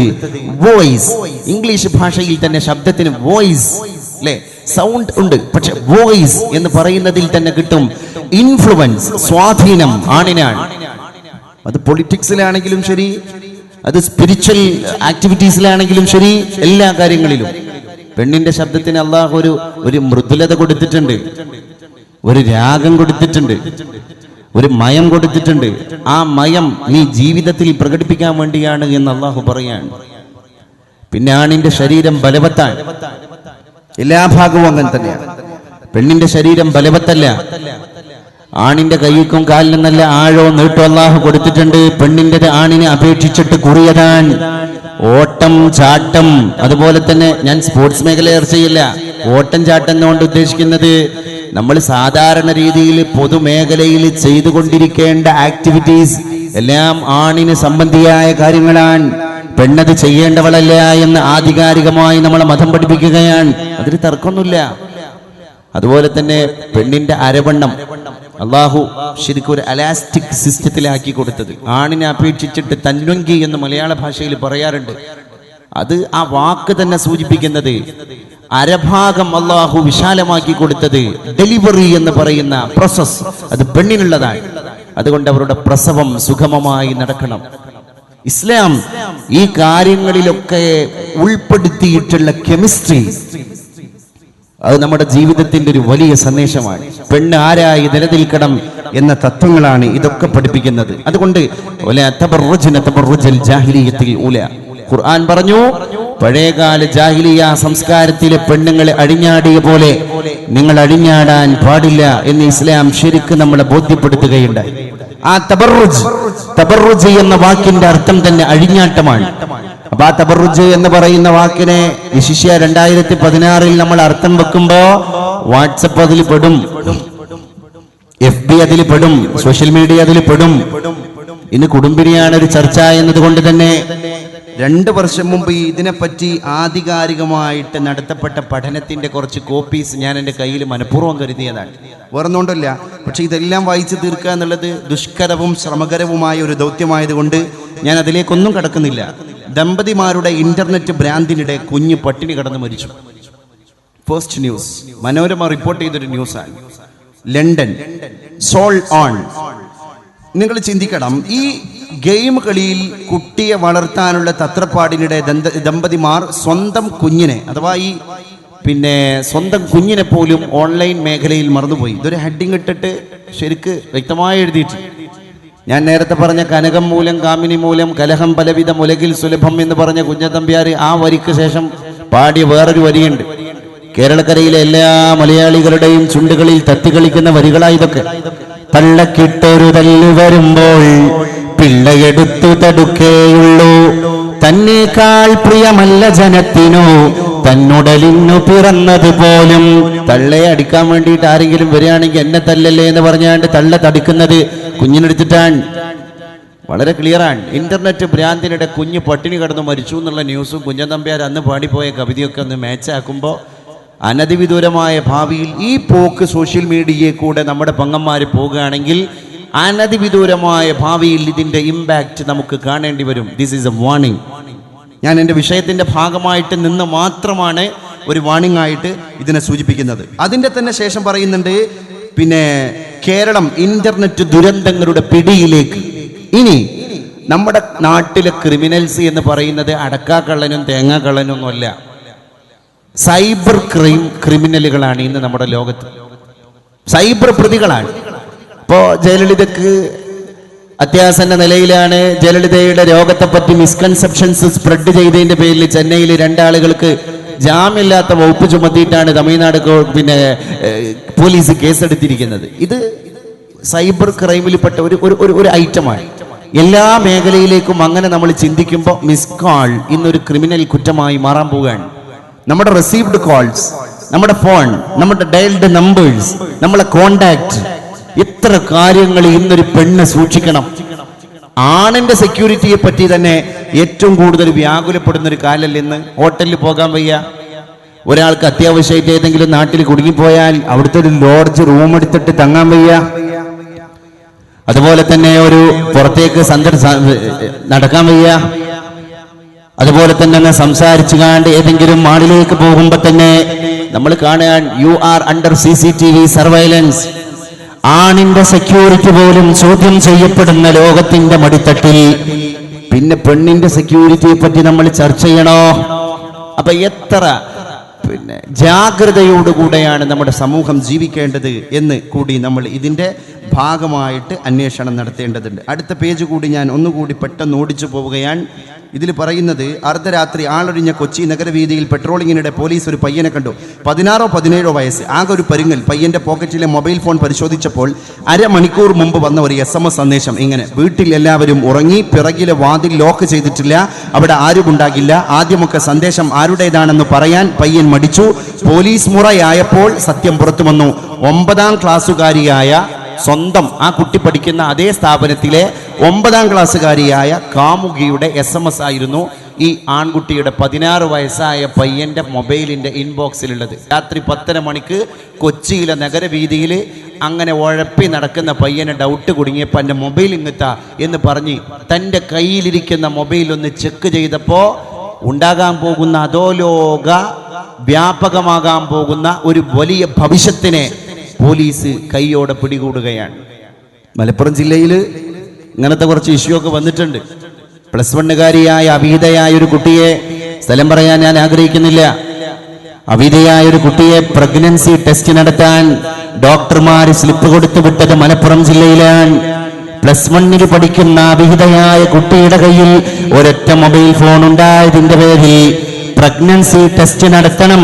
കുട്ടിക്കുണ്ടായ വയറുവേദന സ്വാഭാവികമായ വയറുവേദനയല്ല, ഇത് അസ്വാഭാവികമായ വയറുവേദനയാണ്. അതുകൊണ്ട് പ്രഗ്നൻസി ടെസ്റ്റ് നടത്തണം. മാതാപിതാക്കളുടെ കൂടെ പ്രഗ്നൻസി ടെസ്റ്റിന് പോകുമ്പോ ഡോക്ടർ വന്നിട്ട് ഇപ്പുറത്ത് വന്നിട്ട് വാപ്പാനെ വിളിച്ചിട്ട് പറയാൻ, നിങ്ങളുടെ മകളുടെ പ്രഗ്നൻസി ടെസ്റ്റിന്റെ റിസൾട്ട് പോസിറ്റീവാണ്. വിവാഹാലോചനയുടെ പ്രപ്പോസൽ പോലും വീട്ടിന്റെ വരാന്തയിലേക്ക് വരാത്ത കുഞ്ഞു പെങ്ങളെ, നിന്റെ പ്രഗ്നൻസി ടെസ്റ്റ് എങ്ങനെ പോസിറ്റീവായി? തമാശ പറയാണോ? ഒന്ന് ചിന്തിക്കണ്ടേ? നമ്മളൊക്കെ ഏത് ലോകത്താണ് ജീവിച്ചു കൊണ്ടിരിക്കുന്നത്? അതുകൊണ്ട് പത്രത്തിന്റെ ക്ലിപ്പുകളുടെ തെളിവിലാണ് ഞാൻ ഈ വിഷയം നിങ്ങളുടെ മുമ്പിൽ ഡിസ്കസ് ചെയ്തുകൊണ്ടിരിക്കുന്നത്. മറ്റൊന്നുകൊണ്ടല്ല. ഒന്ന് അമ്മമാർ അറിയുക, മക്കൾ ഔട്ട് ഓഫ്. ഇത് രണ്ടാമത്തെ ആ ഫീച്ചറിൽ വന്ന ഇതിന്റെ സെക്കൻഡ് പാർട്ടാണ്. ഇതിൽ പറയുന്നത്, അവർ കാണാമറയത്തേക്ക് ഏക മകളുടെ മൊബൈൽ ഫോണിൽ വരുന്ന കോളുകൾ കാമുകന്റേതാണെന്ന് വൈകിയാണ് മാതാപിതാക്കൾ അറിഞ്ഞത്. നിരവധി മിസ്സിംഗ് കോളുകൾ അന്വേഷിച്ച പോലീസ് സംഘത്തിലെ അംഗമായ പിതാവ് കുട്ടിയെ കാര്യങ്ങൾ പറഞ്ഞ് ബോധ്യപ്പെടുത്തി. ഇനി അങ്ങനെയൊന്നും ഉണ്ടാവില്ലെന്ന് കുട്ടി സത്യം ചെയ്തു. മകളെ വിശ്വസിച്ച പിതാവ് മൊബൈൽ അവൾക്ക് തിരിച്ചു നൽകി. അതിന് താൻ വലിയ വില കൊടുക്കേണ്ടി വരുമെന്ന് ആ പിതാവ് അറിഞ്ഞില്ല. ഏക മകളെ കാണാതായതിന്റെ മനോവിഷമത്തിൽ നീറിക്കഴിയുന്നു. എല്ലാ സ്വപ്നങ്ങളും തകർന്നടിഞ്ഞ ആ മാതാപിതാക്കൾ ഇന്ന് അവരുടെ വീട്ടിൽ. സ്വാഭാവികമായ നമ്മൾക്ക് ഇന്ന് നാട്ടിൽ ഈ പത്രവാർത്ത വായിക്കുമ്പോൾ കട്ടൻ ചായ കുടിക്കുന്ന ലാഘവത്തോടു കൂടെയാണ് വായിക്കുന്നത്. കാരണം ഇതൊക്കെ ഒരു സിമ്പിൾ കേസായി മാറി. ഇപ്പൊ കഴിഞ്ഞ വർഷം വോഡഫോൺ എന്ന് പറയുന്ന ഒരു കമ്പനി FFO എന്ന് പറഞ്ഞ ഒരു ഓഫർ മുന്നോട്ട് വച്ചിരുന്നു. ഈ ഓഫറിന്റെ full form friend find offer, ഫ്രണ്ടിനെ കണ്ടെത്താനുള്ള ഓഫർ എന്നാണ്. മൊബൈൽ യൂസ് ചെയ്തുകൊണ്ടിരിക്കുന്ന ഒരു പെൺകുട്ടി അർദ്ധരാത്രി 11 മണിക്ക് ശേഷം രാവിലെ 6 മണി വരെ ഉള്ള ഈ സമയത്തിന്റെ ഇടയിൽ FFO അവൾക്ക് ഉപയോഗപ്പെടുത്താം, ആൺകുട്ടിക്കും ഉപയോഗപ്പെടുത്താം. What you mean by FFO? Friend find ഓഫറിലൂടെ നമ്മൾ കസ്റ്റമർ കെയറിനെ ഒരു പിൻകോഡ് വെച്ചിട്ട് കോൾ ചെയ്യുമ്പോൾ ഈ മൊബൈൽ കമ്പനി തന്നെ ആള് ഇങ്ങേ തലക്കൽ അങ്ങോട്ട് കസ്റ്റമർ കെയറിലേക്ക് കോണ്ടാക്ട് ചെയ്യുന്ന കസ്റ്റമർ മെയിൽ ആണെങ്കിൽ അന്നത്തെ രാത്രി മുഴുവൻ കോണ്ടാക്ട് ചെയ്ത് സല്ലപിക്കാൻ ഒരു ഫീമെയിൽ വോയിസ് ഉള്ള അല്ലെങ്കിൽ ഒരു ഫീമെയിലിനെ ഇവർ തന്നെ ഏർപ്പാടാക്കി കൊടുക്കാൻ. നമ്മൾ ഈ ബില്ല് അടച്ചാൽ മതി. ഫ്രണ്ട് ഫൈൻഡ് ഓഫർ എത്ര ഭീകരമാണ് ഈ അവസ്ഥ. ഒരു പെൺകുട്ടിയാണ്, ഒരു ഗേളാണ് വിളിക്കുന്നതെങ്കിൽ അപ്പുറത്തൊരു ബോയിയെ ഒരു മൊബൈൽ കമ്പനി ഏർപ്പാടാക്കി കൊടുക്കാൻ, അതിന് പണം വെച്ച് പ്രോത്സാഹിപ്പിക്കാനുള്ള നിയമ സംവിധാനങ്ങൾ നമ്മുടെ നാട്ടിൽ വളർന്നുപോയി. ആരാ ചിന്തിക്കുന്നത്? ആരാ ഇതിനെതിരെ പരാതി കൊടുക്കുന്നത്?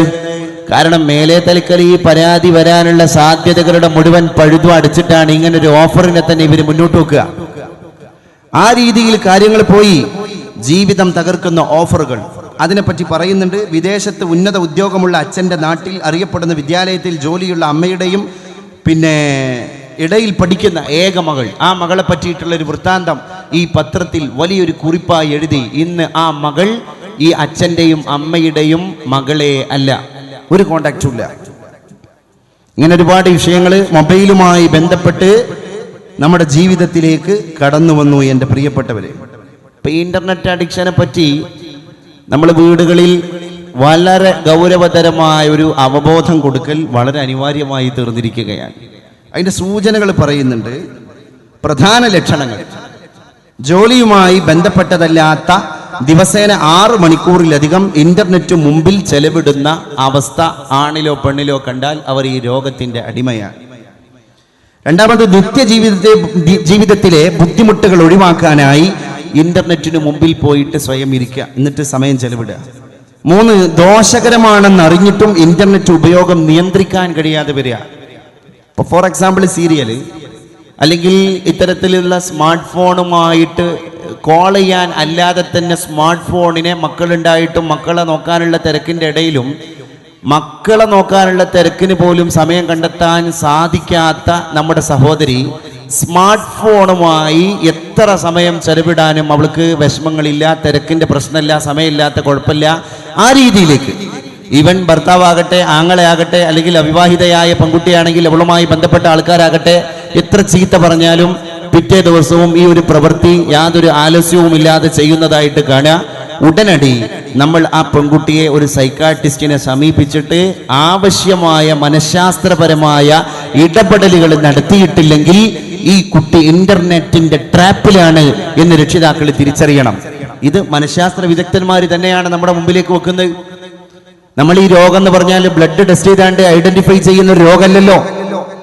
എവിടേക്കാണ് സമുദായം പോകുന്നത് എന്റെ പ്രിയപ്പെട്ടവരെ?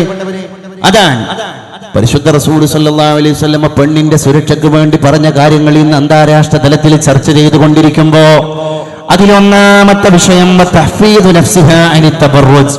അഴിഞ്ഞാട്ടത്തിൽ നിന്ന് അവളുടെ ശരീരത്തെ അവൾ സൂക്ഷിക്കലാണ്. രണ്ടാമതായി അല്ലാഹുവിന്റെ റസൂൽ പറഞ്ഞുപോയി അനാവശ്യങ്ങളിൽ നിന്ന് കണ്ണ് ചിമ്മലാണ്. അപ്പൊ കണ്ണിനെ നിയന്ത്രിക്കുക എന്നാണ്. വഖുല്ലിൽ മുഅ്മിനീന യഗ്ദൂ മിൻ അബ്സാരിഹിം വയഹ്ഫദു ഫുറൂജഹും ല വഖുല്ലിൽ മുഅ്മിനാത്തി യഗ്ദൂന മിൻ അബ്സാരിഹിം വയഹ്ഫദ്ന ഫുറൂജഹും ഔ കമാ ഖാൽ. ഓർത്തു പോകാൻ മുഅ്മിനീങ്ങളോട് നബി അങ്ങ് പറയുക, അവർ കണ്ണിനെ ചിമ്മിക്കൊള്ളട്ടെ അനാവശ്യ സന്ദർഭങ്ങളിൽ. മുഅ്മിനാത്തുകളോടും അങ്ങനെ തന്നെ പറയാണ്, മുഅ്മിനാത്തുകളോടും അങ്ങനെ തന്നെ പറയാണ്. നാലാമതായി അല്ലാഹുവിന്റെ റസൂൽ സല്ലല്ലാഹു അലൈഹി വസല്ലം തങ്ങൾ പറഞ്ഞത് അൽ ഹയാ, ലജ്ജയാണ്. പെണ്ണ് രക്ഷപ്പെടാനുള്ള ഏറ്റവും വലിയ മാർഗം ലജ്ജയാണ്. ലജ്ജ പെണ്ണിന്റെ ബ്യൂട്ടിയാണ്, ഭംഗിയാണ്. പെണ്ണിന്റെ ഭംഗി എന്ന് പറയുന്നത് ലജ്ജയാണ് എന്നൊരുപാട് പണ്ഡിതന്മാർ അഭിപ്രായപ്പെട്ടിട്ടുണ്ട് എന്ന് നമുക്ക് മനസ്സിലാക്കാൻ സാധിക്കുന്നതാണ്. ഒരു പെണ്ണിന്റെ ജീവിതത്തിന്റെ വ്യക്തിത്വം എന്ന് പറയുന്നത് ലജ്ജയാണ്. ഒരിക്കൽ വിശുദ്ധ റസൂൽ സല്ലല്ലാഹു അലൈഹി വസല്ലം തങ്ങളുടെ അടുക്കലേക്ക് ഒരു പെണ്ണ് കടന്നു വരികയാണ്. പരിശുദ്ധ റസൂലേ, എനിക്ക് അപസ്മാര രോഗമുണ്ട്. എന്റെ അപസ്മാര രോഗം അള്ളാഹുവിനോടൊന്ന് ശിഫയാക്കാൻ അങ്ങ് ദുആ ചെയ്യണം എന്ന് പറയാനാണ് ഞാൻ കടന്നു വന്നത്. അള്ളാന്റെ റസൂൽ ഉടനെ തന്നെ ആ സഹോദരിയോട് ചോദിച്ചു, എന്റെ പെങ്ങളെ, ഒരു കാര്യം ഞാൻ നിന്നോട് തിരിച്ചു ചോദിക്കട്ടെ, നിനക്ക് സ്വർഗം ലഭിക്കണോ അതോ ഇവിടെ നിന്റെ അപസ്മാര രോഗം മാറണോ? രണ്ടോപ്ഷനാണ്. നിനക്ക് ദുനിയാവിൽ നിന്റെ രോഗം മാറണോ, അതല്ല അള്ളാന്റെ അടുക്കൽ സ്വർഗം ലഭിക്കണോ? അപ്പൊ അതിന്റെ അർത്ഥം എന്താ? മാറാതെ ഇതെല്ലാം ക്ഷമിച്ചിട്ട് റബ്ബിന്റെ അടുക്കൽ സ്വർഗം കിട്ടാനാണോ എനിക്ക് വേണ്ടത്? അല്ല, ഇതൊന്നും ക്ഷമിക്കാനാകൂല എന്ന് പറഞ്ഞാണ്ട് ഞാൻ ദ്വാരനാണ്ട് നിന്റെ രോഗം മാറ്റിത്തരാണോ വേണ്ടത്? വല്ലാത്തൊരു ചോദ്യമായി പോയി. ആ സ്ത്രീ ആകെ ഉത്തരമുട്ടിയ പോലെ വിഷണ്ണയായി, വിഷാദ ചിത്തയായി. അവസാനം പരിശുദ്ധ റസൂലിന്റെ മുമ്പിൽ ആ പെണ്ണ് കരഞ്ഞു പറയാൻ തുടങ്ങി, നബിയേ, എന്റെ അപസ്മാര രോഗം എനിക്ക് സഹിക്കാൻ കഴിയാത്തത് കൊണ്ടല്ല ഞാൻ ഇങ്ങനെ പറയുന്നത്. പരിശുദ്ധ റസൂലേ, എന്റെ ശരീരത്തിൽ നിന്ന് വസ്ത്രങ്ങൾ അങ്ങോട്ടും ഇങ്ങോട്ടും നീങ്ങാനുള്ള സാധ്യത വളരെ കൂടുതലാണ്. അപസ്മാര രോഗമായി ഞാൻ എന്റെ ഇരിപ്പിടത്തിൽ നിന്ന് താഴേക്ക് വീണിട്ട് എന്റെ കയ്യും കാലും ഇട്ടിട്ട് ഇങ്ങനെ അടിക്കുമ്പോ പടയുമ്പോ എന്റെ ഔറത്ത് വെളിവാകാനുള്ള സാധ്യതയുണ്ട്. പെണ്ണിന്റെ ഔറത്ത് പെണ്ണ് മുഴുവനാണല്ലോ. അതുകൊണ്ട് ഞാൻ എൻ്റെ ശരീരത്തിൻ്റെ ഭാഗങ്ങൾ, എൻ്റെ വസ്ത്രം അങ്ങോട്ടും ഇങ്ങോട്ടും ആകുമ്പോൾ പ്രത്യക്ഷപ്പെടാൻ സാധ്യതയുണ്ട്. വലാകിന്നി അതകശഫു യാ റസൂലല്ലാഹ് എന്ന് വിശുദ്ധ നബിയുടെ മുമ്പിൽ ആ സ്ത്രീ മറുപടി പറഞ്ഞപ്പോൾ സ്വഹാബത്തിന്റെ മുമ്പിൽ അള്ളാഹിന്റെ റസൂൽ കണ്ണീർ വാർത്തിട്ട് പറഞ്ഞു, മോളെ, നിനക്ക് സ്വർഗവും കിട്ടി, നിന്റെ രോഗവും മാറി. ഏതെങ്കിലും ഒന്ന് കിട്ടണം എന്ന് കരുതി വിശുദ്ധ റസൂലിന്റെ മുമ്പിലേക്ക് കടന്നുപോയ വനിത തന്റെ ഹയാ കൊണ്ട്, തന്റെ ലജ്ജ കൊണ്ട് രണ്ടും നേടിയിട്ട് തിരിച്ചു പോരുന്ന രംഗം സഹാബി വനിതമാര് കാണുകയാണ്. ആ പെണ്ണ് ചരിത്രത്തിന്റെ ഭാഗമായത് ലജ്ജയുടെ പേരിലാണ്. എന്റെ ലജ്ജ കൊണ്ടാണ് പരിശുദ്ധ റസൂലേ ഞാൻ അങ്ങയുടെ മുമ്പിൽ ഇങ്ങനെ ഒരു ദുഃഖം പങ്കുവെക്കുന്നത്. അതകശഫു യാ റസൂലല്ലാഹ്. ഔറത്തിന്റെ വിഷയം പറയുമ്പോൾ ഒരു കുടുംബിനി ഏറ്റവും കൂടുതൽ ശ്രദ്ധിക്കേണ്ടത്, ഒരു പെണ്ണിനെ അള്ളാഹു കർമ്മശാസ്ത്രത്തിന്റെ ഇസ്ലാമിക വിശകലനങ്ങളുടെ പരിപ്രേക്ഷ്യത്തിലൂടെ ചിന്തിക്കുമ്പോൾ 4 ഔറത്താണ്. ഒന്നാമതായിട്ട് പറഞ്ഞത് നിന്റെ മഹ്റമിന്റെ മുമ്പിലുള്ള ഔറത്താണ്. മഹ്റം, രക്തബന്ധം ഉടയ ആളുകൾ, ഫാദർ, മദർ, ബ്രദർ, സിസ്റ്റർ, ഇവരുടെയൊക്കെ മുമ്പിൽ ഒരു പെണ്ണിന്റെ ഔറത്ത് എന്ന് പറഞ്ഞാൽ മുട്ടുപൊക്കിളിന്റെ ഇടയിലുള്ള സ്ഥലം പെണ്ണിന് ഔറത്താണ് ഇവരുടെ മുമ്പിലും. രണ്ടാമത് ഈ പെണ്ണിനെ തന്നെ കൊണ്ടുവന്നിട്ട് ഇസ്ലാം പറഞ്ഞു അള്ളാഹുവിന്റെ മുമ്പിലാണ്. അള്ളാഹുവിന്റെ മുമ്പിലുള്ള ഔറത്ത് എന്ന് പറഞ്ഞാൽ നിസ്കരിക്കാൻ നിൽക്കുമ്പോൾ അള്ളാഹിന്റെ മുമ്പിലാണ്. അതുകൊണ്ട് പെണ്ണെ, നിന്റെ മുഖവും മുങ്കയും ഒഴികെയുള്ള ബാക്കിയെല്ലാ സ്ഥലവും അള്ളാഹുവിന്റെ മുമ്പിലേക്ക് നീ കടന്നു പോകുമ്പോൾ നിന്റെ ഔറത്താണ്. അതേ പെണ്ണിനെ വിളിച്ചിട്ട് ഇസ്ലാം മറ്റൊരു സന്ദർഭത്തിൽ അവൾക്ക് രണ്ടാമതൊരു ഔറത്ത് കൊടുത്തതാണ് നമ്മൾ ഇവിടെ ദർശിച്ചത്. അതേ പെണ്ണിനെ വിളിച്ചു കൊണ്ടുവന്നിട്ട് ഇസ്ലാം പറഞ്ഞു പോയി, നിന്റെ മൂന്നാമത്തെ ഔറത്ത് അജ്നബിയുടെ മുമ്പിലാണ്, അന്യപുരുഷന്റെ മുമ്പിലാണ്. അവിടെ നീ മുഴുവനും ഔറത്താണ് സഹോദരി. മൂന്നാമതൊരു ഔറത്ത് കൊടുത്തതും അതേ സ്ത്രീക്കാണ്. പക്ഷെ സന്ദർഭം മാറിപ്പോയി. അതേ പെണ്ണിനെ വിളിച്ചു കൊണ്ടുവന്നിട്ട് 4ാമത്തെ ഔറത്തിനെ ഇസ്ലാം ആ പെണ്ണിന്റെ മുമ്പിൽ പഠിപ്പിക്കുകയാണ്. അത് നിന്റെ ഭർത്താവിന്റെ മുമ്പിലാണ്. നിനക്ക് രക്തബന്ധം പോലുമില്ലാത്ത നിന്റെ പ്രിയതമനായ ഭർത്താവ്, അങ്ങനെ ഒരുത്തനെയാണ് നിനക്ക് അല്ലാഹു ഹലാലാക്കി തന്നത്. അവന്റെ മുമ്പിൽ നിനക്ക് ഔറത്തില്ല, നിന്റെ മുമ്പിൽ അവനും ഔറത്തേ ഇല്ല. ഹുന്ന ലിബാസുല്ലക്കും വഅൻതും ലിബാസുല്ലഹുന്ന. ആണുങ്ങളെ, നിങ്ങളുടെ ഭാര്യന്മാർ നിങ്ങളുടെ വസ്ത്രമാണ്. പെണ്ണുങ്ങളെ, നിങ്ങളുടെ ഭർത്താക്കന്മാർ നിങ്ങളുടെ വസ്ത്രമാണ്. അങ്ങനെ അള്ളാഹു അങ്ങോട്ടും ഇങ്ങോട്ടും ഇന്റർ റിലേറ്റഡ് ആയിട്ട് പറഞ്ഞിട്ടുണ്ടെങ്കിൽ അത് പെണ്ണിന്റെ 4ാമത്തെ ഔറത്തിനെ ചർച്ച ചെയ്യുന്ന ഘട്ടമാണ്. ഇങ്ങനെ ഒരൊറ്റ പേഴ്സണാലിറ്റിയിലേക്ക്, ശഖ്സിയത്തിലേക്ക്, ഒരു പെണ്ണിന്റെ വ്യക്തിത്വത്തിലേക്ക് നോക്കി അള്ളാഹു ആ പെണ്ണിന്റെ വേഷവിധാനങ്ങളെ 4 കാറ്റഗറിയിലേക്ക് കൊണ്ടുപോയിട്ടുണ്ടെങ്കിൽ കർമ്മശാസ്ത്രവുമായി ഏറ്റവും ബന്ധപ്പെട്ടൊരു പടപ്പുണ്ടെങ്കിൽ അത് പെണ്ണിനെയാണ്. ഉറപ്പല്ലേ? അപ്പൊ ഇന്നൊക്കെ നമ്മുടെ നാട്ടിലുള്ളൊരവസ്ഥ എന്ന് പറഞ്ഞാൽ പെണ്ണുമായി ബന്ധപ്പെട്ട കർമ്മശാസ്ത്രത്തിന്റെ മസല ആണുങ്ങളായ പണ്ഡിതന്മാരോട് ചോദിച്ച് അതിന് പരിഹാരം കാണേണ്ട ഗതികേട് ഇന്നത്തെ സ്ത്രീക്ക് വന്നിട്ടുണ്ടെങ്കിൽ അതിനുള്ള ഒരു സൊല്യൂഷൻ എന്ന് പറയുന്നത് പെണ്ണ് പണ്ഡിതയാവുക എന്നുള്ളതാണ്. അതാണ് ഞാൻ വഫിയയുടെ കാര്യം ഇവിടെ സൂചിപ്പിച്ചത്. അൽഹംദുലില്ലാ, അനധിവിദൂരമായ ഭാവിയിൽ ഇനി പെണ്ണിന്റെ കർമ്മശാസ്ത്രത്തിന്റെ മസലയുടെ ഫത്വ കൊടുക്കാൻ പെണ്ണുങ്ങളായ പണ്ഡിതന്മാർ കേരളത്തിന് അള്ളാഹു ദാനം ചെയ്യും. അള്ളാഹു അങ്ങനെ ഒരു സിറ്റുവേഷൻ നമ്മുടെ മുമ്പിലേക്ക് നൽകി അനുഗ്രഹിക്കുമാറാകട്ടെ. കാരണം അത് വളരെ പ്രാധാന്യം അർഹിക്കുന്ന ഒരു കാര്യമാണ്. ഉത്തരേന്ത്യയിലെ പെണ്ണുങ്ങളെ ഹാഫിലിങ്ങളാണ്. ബീഹാറിൽ, യുപിയിൽ, ഗുജറാത്തിൽ, ആസാമിൽ എന്ത് കാര്യമുണ്ട്? ആ പെണ്ണുങ്ങളായ പെൺകുട്ടികളെ മുഴുവൻ ഇങ്ങനെ ഹിഫ്ള് പഠിപ്പിക്കുന്നു. പക്ഷേ ഇസ്ലാമിന്റെ കർമ്മശാസ്ത്രം അവർ പഠിക്കുന്നില്ല, അദബ് പഠിക്കുന്നില്ല, അഖീദ പഠിക്കുന്നില്ല. അതുകൊണ്ട് തന്നെ ആ പെൺകുട്ടിക്ക് സ്ത്രീകൾക്കിടയിൽ ഇസ്ലാമിക് പ്രൊപ്പഗേഷൻ നിർവഹിക്കാൻ കഴിയുന്നുമില്ല. അപ്പൊ അങ്ങനെ ഒരു എഡ്യൂക്കേഷൻ കൊടുത്തത് കൊണ്ട് മാത്രമായില്ല, ഹിഫ്ള് അത് തഅബ്ബുദിയായിട്ടും ഒക്കെ.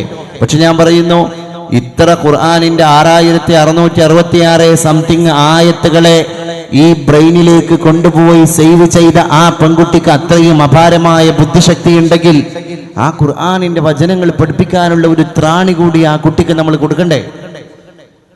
അങ്ങനെ ഒരു പെണ്ണ് സമൂഹത്തിൽ ഉയർന്നു വരുമ്പോൾ അവൾക്ക് എത്ര വലിയ മാറ്റങ്ങളാണ് സമൂഹത്തിന്റെ മുഖ്യധാരയിൽ ഉണ്ടാക്കാൻ സാധിക്കുക. ആയിഷ ബീവി ഈ ഔറത്തിന്റെ വിഷയം, അതുപോലെ ഫാത്തിമ ബീവി വ്യക്തി ജീവിതത്തിലൂടെ ശരിക്കും പഠിപ്പിച്ചിട്ടുണ്ട്. നമുക്കറിയാം, വിശുദ്ധ പ്രവാചകനായ ഭർത്താവായ നബി തിരുമേനി സല്ലല്ലാഹു അലൈഹി വആലിഹി വസഹബിഹി വസല്ലം അവിടുന്ന് വിട പറഞ്ഞു പോയപ്പോ അള്ളാന്റെ റസൂൽ മറവിട്ട് കിടക്കുന്നത് ആയിഷ ബീവിയുടെ കട്ടിലിന്റെ ചൂട്ടിൽ തന്നെയാണ്. ആയിഷ ബീവിയുടെ കട്ടിലിൽ പരിപാലിച്ചിട്ട് പരിശുദ്ധ റസൂൽ കിടക്കുമ്പോ ആ കട്ടിലൊന്ന് നീക്കി വെച്ചിട്ട് അള്ളാന്റെ റസൂലിന്റെ ജനാസ ഇറക്കി വെച്ചത് അതേ സ്ഥലത്ത് തന്നെ 6 അടി മണ്ണുണ്ടാക്കിയിട്ടാണ്. അവിടെയാണ് പരിശുദ്ധ നായകൻ കിടക്കുന്നത്. വിശുദ്ധ റസൂലുള്ളാഹിനെ വഫാത്തിന്റെ ശേഷം സിയാറ ചെയ്യാൻ ആയിഷ ബീവി ആ ഖബർ കാണാനും അള്ളാന്റെ റസൂലിന്റെ ഖബറിങ്ങ പോയിട്ട് ദ്വാരക്കാനൊക്കെ ആയിഷ ബീവി പോകുമ്പോ ജീവിതകാലത്ത് ഏത് വേഷവിധാനം സ്വീകരിച്ചിട്ടാണ് പരിശുദ്ധ ഭർത്താവിന്റെ മുമ്പിലേക്ക് കടന്നുപോയത്? അതേ വേഷവിധാനത്തോടു കൂടെയാണ് ആയിഷ ബീവി പരിശുദ്ധ റസൂലിന്റെ ഖബറിന്റെ അടുക്കലേക്കും പോയത്. എന്ന് പറഞ്ഞാൽ ഒരു പെണ്ണ് അന്യപുരുഷന്റെ മുമ്പിൽ മറക്കേണ്ട ഔറത്തൊക്കെ മറിച്ചിട്ടല്ല നബിതങ്ങളുടെ ഖബറിന്റെ അടുത്തേക്ക് ആയിഷ ബീവി പോയത്. പിന്നെ ഭർത്താവായ നബിയുടെ മുമ്പിൽ എങ്ങനെയൊക്കെയോ വസ്ത്ര രീതികൾ പ്രകടിപ്പിക്കാറുണ്ടായിരുന്നു. ആ രീതിയിൽ ഒറ്റക്ക് റസൂലുള്ളാഹിന്റെ ഖബറിലും ആയിഷ ബീവി നിന്നിട്ടുണ്ട്, ചരിത്രം സാക്ഷിയാണ്. രണ്ടാമത് പോയി കടന്നത് സയ്യിദുനാ അബൂബക്കർ സിദ്ദീഖ് റളിയല്ലാഹു അൻഹു. ആ നേരത്തും ആയിഷ ബീവി വിശുദ്ധ റസൂലിന്റെ മുമ്പിലേക്ക് പോയത് അതേ വേഷവിധാനത്തോടു കൂടെയാണ്. കാരണം ഒന്ന് ഭർത്താവാൻ, രണ്ടാമത് അവിടെ പോയി കിടക്കുന്നത് തന്റെ പിതാവാൻ, ഒന്നും അന്യരല്ല. അതുകൊണ്ട് ആയിഷ ബീവി വേഷവിധാനത്തെ ആ രീതിയിൽ തന്നെ കൊണ്ടുപോയിട്ട് അവിടെ പോയി അവർ ഖബർ സിയാറ ചെയ്തു. പിന്നെ ചരിത്രം പറയുന്നുണ്ട്, മൂന്നാമത് വഫാത്തായി അവരുടെ രണ്ടുപേരുടെയും ചാരത്ത് സയ്യിദുനാ ഉമർ ഇബ്നുൽ ഖത്താബ് റളിയല്ലാഹു അൻഹു വന്ന് കിടന്നപ്പോ ഇവരെ സിയാറ ചെയ്യാൻ പോയപ്പോൾ ആയിഷ ബീവി ശരിക്ക് ഹിജാബിട്ട് ജിൽബാബിട്ട് എല്ലാം മറച്ചപ്പോ കൂട്ടുകാരികൾ ഒരു ചോദ്യം ഉന്നയിച്ചു, എന്തിനാണ് ആയിഷ നിങ്ങൾ ഇപ്പൊ പ്രത്യേകമായി ഒന്ന് അണിഞ്ഞൊരുങ്ങുന്നത്? അപ്പൊ പറഞ്ഞു, അവിടെ ഉമർ തങ്ങൾ പോയി കിടന്നിട്ടുണ്ട്. ജീവിതത്തിന്റെ ശേഷം പോലും സൂക്ഷിക്കേണ്ട ഒരു വലിയ മെസ്സേജാണ് ആയിഷ ബീവി ഈ സിയാറയിലൂടെ നമ്മളെ പഠിപ്പിച്ചിരിക്കുന്നത്. ഫാത്തിമ ബീവിയും അതിൽ വലിയ ഒരു സന്ദേശമാണ് ലോകത്തിന്റെ മുമ്പിലേക്ക് നൽകിയത്. തന്റെ കളിക്കൂട്ടുകാരിയായ ഉമ്മു സലമ റളിയല്ലാഹു അൻഹായെ വിളിച്ചു. ഫാത്തിമ ബീവി വഫാത്ത് നേരെ മുൻകൂട്ടി അറിഞ്ഞതിന് ശേഷം ഉമ്മു സലമ റളിയല്ലാഹു അൻഹായുടെ വീട്ടിലേക്ക് ആളെ പറഞ്ഞയച്ചാണ്ട് ഫാത്തിമ ബീവി ഉമ്മു സലമയെ നേരത്തെ രാവിലെ തന്നെ വിളിച്ചു വരുത്തി. എന്നിട്ട് പറഞ്ഞു, ഇന്ന് രാത്രി ഞാൻ വിട പറയുകയാണ്, ഇന്നത്തെ സന്ധ്യയോടുകൂടെ ഞാൻ ലോകത്തോട് വിട പറയുകയാണ് യാ ഉമ്മ സലം, അതുകൊണ്ട് നീ എന്റെ ചാരത്ത് വേണം. ഫാത്തിമ ബീവിയെ കുളിപ്പിച്ചു കൊടുക്കുന്നത് ഉമ്മു സലമ റളിയല്ലാഹു അൻഹയാണ്. എപ്പം? മയ്യത്ത് കുളിപ്പിക്കല്ല, അതിന്റെ മുമ്പ് തന്നെ കുളിക്കാൻ സഹായിച്ചു എന്നാ. ഞാൻ മരിക്കാൻ കിടക്കുകയാണ് ഉമ്മു സലമ, എന്റെ ശരീരത്തിൽ അഴുക്ക് പാടില്ല, മലക്കുകൾ ഈ വീട്ടിൽ വരാനിരിക്കാൻ. ഉമ്മു സലം, എന്റെ ശരീരത്തിൽ അഴുക്ക് പാടില്ല, ഫാത്തിമക്ക് കുളിപ്പരയിൽ പോയി ശരീരം വൃത്തിയാക്കാൻ നിന്റെ സഹായം കൂടി അനിവാര്യമാണ്. മക്കൾക്ക് ഭക്ഷണം കൊടുത്തു. ഭർത്താവായ അലി റളിയല്ലാഹു അൻഹു പുറത്ത് ഇസ്ലാമിന്റെ ദഅവത്തിന് വേണ്ടി പോകാൻ നിൽക്കുമ്പോ ഭാര്യയായ ഫാത്തിമ കയ്യാണ്ട് പിടിച്ചിട്ട് പറഞ്ഞു, ഇന്ന് പോകാൻ പാടില്ല. അലി റളിയല്ലാഹു അൻഹു ചോദിക്കുന്നുണ്ട്, ചരിത്രത്തിൽ ആ ഭാര്യയും ഭർത്താവും ഇത്ര ഉദ്വേഗജനകമായ ഒരു ചർച്ചയിലേക്ക് കടന്നുപോയ സന്ദർഭം മറ്റൊന്നില്ല. അവർ തമാശ പറയുന്ന കളിക്കൂട്ടുകാരെ പോലെ ജീവിച്ച ദമ്പതികളാണ്. പക്ഷേ ആ നേരം ഭർത്താവിന്റെ കൈ പിടിച്ചിട്ട് ഭാര്യ പറഞ്ഞുപോയി, യാ അലി, ഇന്ന് ഇസ്ലാമിക പ്രബോധനമാണെങ്കിലും ശരി, അങ്ങ് പുറത്തു പോകാൻ പാടില്ല. ഫാത്തിമ പോയിട്ട് അങ്ങേക്ക് പോകാം. അലി റളിയല്ലാഹു അൻഹു അത്ഭുത പരതന്ത്രനായി, എന്താണ് ഫാത്തിമ നീ പറയുന്നത്? അലി റളിയല്ലാഹു അൻഹുവിന്റെ നെഞ്ചത്തേക്ക് തന്റെ തല ചായ്ച്ചു വെച്ചിട്ട് പ്രിയപ്പെട്ട ഭർത്താവിനെ മാറോടണച്ചിട്ട് രണ്ട് കൈയും റളിയല്ലാഹു അൻഹുവിന്റെ ശരീരത്തിൽ ചുറ്റി വരിഞ്ഞു പിടിച്ചിട്ട് ഫാത്തിമ ബീവി പറഞ്ഞു പോയി, എന്റെ മക്കളെ നോക്കാൻ അങ്ങയെ ചുമതലപ്പെടുത്തിയിട്ട് ഫാത്തിമ പോവുകയാണ്. ഇത് അവസാനത്തെ പോക്കാൻ, ഇത് തിരിച്ചു വരുന്ന പോക്കല്ല. എന്റെ വാപ്പ വഫാത്താകാൻ ആയിഷത്താത്താന്റെ കട്ടിലിൽ കിടന്നപ്പോ, ആയിഷ ഇളയമത്താത്താന്റെ കട്ടിലിൽ കിടന്നപ്പോ, വഫാത്താകാൻ അവിടുത്തെ റൂഹ് പിടിക്കാൻ മുഖറബായ മലക്ക് അസ്റായീൽ വന്നു നിൽക്കുമ്പോ എന്റെ വാപ്പ എന്നെ വിളിച്ചിട്ടൊരു കാതില് സ്വകാര്യം പറഞ്ഞു, ഫാത്തിമ ഞാൻ പോവുകയാണ്. ഞാൻ പോയാൽ എന്റെ ഖബറിന്റെ അടുക്കലേക്ക് എന്നോട് ചേരുന്നത് എന്റെ കുടുംബത്തിൽ നിന്ന് നീ ആയിരിക്കും മോളെ ഫാത്തിമ. 6 മാസത്തെ അവധിയാണ് എന്റെ ബാപ്പ പറഞ്ഞത്. 6 മാസം പൂർത്തിയാവുകയാണ്. ഇന്ന് സന്ധ്യക്ക് നമ്മുടെ വീട്ടിൽ ഒരു അതിഥി വരും. നമ്മൾ വിളിക്കാത്ത അതിഥി, നമ്മൾ ക്ഷണിക്കാത്ത അതിഥി, അതാണ് മുഖറബായ മലക്കുൽ മൗത്ത് അസ്റായീൽ അലൈഹിസ്സലാം. അതുകൊണ്ട് ഭർത്താവെ അങ്ങ് പോകരുത്. ഖൈബറിന്റെ കോട്ട ഒറ്റ കൈയോണ്ട് പിടിച്ച വില്ലാളി വീരനായ വീരശൂര പരാക്രമിയായ ശില പോലെ ഉറച്ചുപോയ ഹൃദയത്തിന്റെ ഉടമയായ ഇത്രയും വലിയ കഠിനമായ മനസ്സിന്റെ ഉടമയെന്ന് ശത്രുക്കളെ പറഞ്ഞു പോയ അലി റളിയല്ലാഹു അൻഹു ഒന്ന് വിതുമ്പിപ്പോയത് പോലും ചരിത്രത്തിൽ വിരളമാണ്.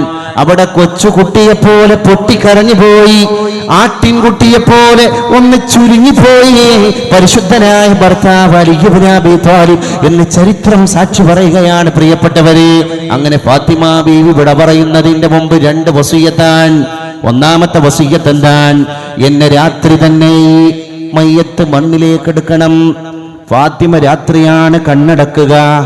ഫാത്തിമാന്റെ വീട്ടിലേക്ക് രാത്രിയാണ് അസ്റായീൽ വരിക. നേരം വെളുക്കാൻ കാത്തു നിൽക്കാതെ എന്റെ ശരീരം 6 അടി മണ്ണിലേക്ക് രാത്രി തന്നെ എടുക്കണം എന്ന് ഒന്നാമത്തെ വസിയ്യത്ത്. രണ്ടാമത്തെ വസിയ്യത്ത് എന്താണ്? അത് മറ്റൊന്നുമല്ല, എന്റെ ശരീരം നിങ്ങൾ മയ്യത്ത് കട്ടിലിലേക്ക് വെക്കും. എന്നാൽ എന്റെ ശരീരം കൊണ്ടുപോകാൻ ഉപയോഗിക്കപ്പെടുന്ന മയ്യത്ത് കട്ടിൽ എന്റെ വീട്ടുവളപ്പിൽ 2 മാസം മുമ്പ് തന്നെ എത്യോപ്യയിലെ ആശാരിയുമായി ബന്ധപ്പെട്ട് ഞാൻ പറഞ്ഞുണ്ടാക്കിയ സെയ്ഡ് മറക്കപ്പെട്ട മയ്യത്ത് കട്ടിലിൽ തന്നെ എന്റെ ശരീരം വഹിച്ചു കൊണ്ടുപോകണം. ഈ 2 വസിയ്യത്ത് ഇന്നത്തെ കുടുംബിനിക്ക് പാഠമാണ്. എന്തിനാ ഈ 2 വസിയ്യത്ത് ഫാത്തിമ ബീവി മനഃപൂർവ്വം പറഞ്ഞത്? ചരിത്രത്തിൽ നിന്ന് മനസ്സിലാക്കാൻ സാധിക്കും, അന്നത്തെ കാലത്ത് വരെ ആദ്യമായിട്ട് സെയ്ഡ് മറച്ച മയ്യത്ത് കട്ടിലിന്റെ ഇനാഗുറേഷൻ നിർവഹിച്ചത് ഫാത്തിമത്തു സഹ്റ ബത്തൂൽ റളിയല്ലാഹു അൻഹ. ആ കാലം വരെ, ആ നിമിഷം വരെ, ആ ഘട്ടം വരെ ആണായാലും ശരി പെണ്ണായാലും ശരി ആര് മരിച്ചാലും ഒരു പ്ലെയിനായ പലക, ആ പലകയുടെ മുകളിൽ മരിപ്പറമ്പിലൂടെ അങ്ങനെ കലിമ ചൊല്ലി ലാ ഇലാഹ ഇല്ലല്ലാഹ് ചൊല്ലി മയ്യത്തിനെ പള്ളിക്കാട്ടിലേക്ക് കൊണ്ടുപോകുന്ന ദൃശ്യങ്ങളാണ്. അതിന് മാറ്റം വരുത്തിയത് ഫാത്തിമ ബീവിയാണ്. എന്തിന്? ഫാത്തിമ ബീവി അവിടെ ശാഠ്യം പിടിക്കാൻ കാരണം, എൻ്റെ മയ്യത്ത് നിങ്ങൾ മയ്യത്ത് കട്ടിലിലേക്ക് വെച്ചിട്ട് ആ പലകങ്ങനെ കൊണ്ടുപോകുമ്പോൾ ഈ മനുഷ്യന്മാർ കാണുകയാണല്ലോ. ഫാത്തിമാൻ്റെ ശരീരം അവർ കണ്ടിട്ടില്ലെങ്കിലും ഫാത്തിമാൻ്റെ ശരീരത്തിൽ ടൈറ്റായി ചുറ്റി തുന്നപ്പെട്ട ശീലയിൽ പൊതിഞ്ഞ എൻ്റെ ശരീരം കാണുമ്പോൾ മനസ്സുകൊണ്ട് ആണുങ്ങളായി എന്നെ കൊണ്ടുപോകുക. ആ ആണുങ്ങൾ അളക്കും ഫാത്തിമാൻ്റെ ശരീരത്തിൻ്റെ ഡപ്തി ഇത്ര, ഫാത്തിമാൻ്റെ ശരീരത്തിൻ്റെ ആകാരം ഇങ്ങനെ. ഒരു പർദ്ദ ധരിച്ചപ്പോൾ പോലും ഒരാണിന് പോലും പിടുത്തം കിട്ടിയിട്ടില്ല ഫാത്തിമാൻ്റെ തടി എങ്ങനെയാണ്, ഫാത്തിമാന്റെ ശരീരത്തിന്റെ ആകാര വടിവ് എങ്ങനെയാണ്, ലോകം കണ്ട സുന്ദരി പെൺകുട്ടിയുടെ ശരീരത്തിന്റെ രൂപഭേദം എങ്ങനെയാണ് എന്നൊരാണിന് പോലും പിടുത്തം കിട്ടിയിട്ടില്ല. ഇനി ഞാൻ മരിച്ചിട്ടായിട്ടത് പിടുത്തം കിട്ടണ്ട. അതുകൊണ്ട് എൻ്റെ മയ്യത്തിനെ കൊണ്ടുപോകുമ്പോ സെയ്ഡ് മറച്ച മയ്യത്ത് കട്ടിലിൽ കൊണ്ടുപോകണം. അപ്പൊ ഇറക്കുമ്പോ കാണൂലേ? അതിനാണ് ആ മഹദി ഒന്നാമത്തെ വസിയ്യത്തിൽ എൻ്റെ മയ്യത്ത് മറമാടുന്നത് രാത്രിയാകണം എന്ന് പറഞ്ഞത്. ഓ, ഇങ്ങനെയുണ്ടോ ഒരു ലോജിക്?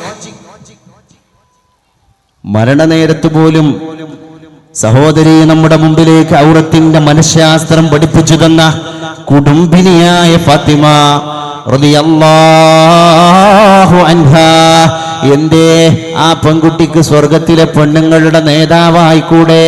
എല്ലാ ക്വാളിഫിക്കേഷനും നേടിയിട്ടാ പോയത്. വാപ്പ സ്വർണ്ണമാല ഊരി എറിയാൻ പറഞ്ഞപ്പോൾ ഊരി എറിഞ്ഞു.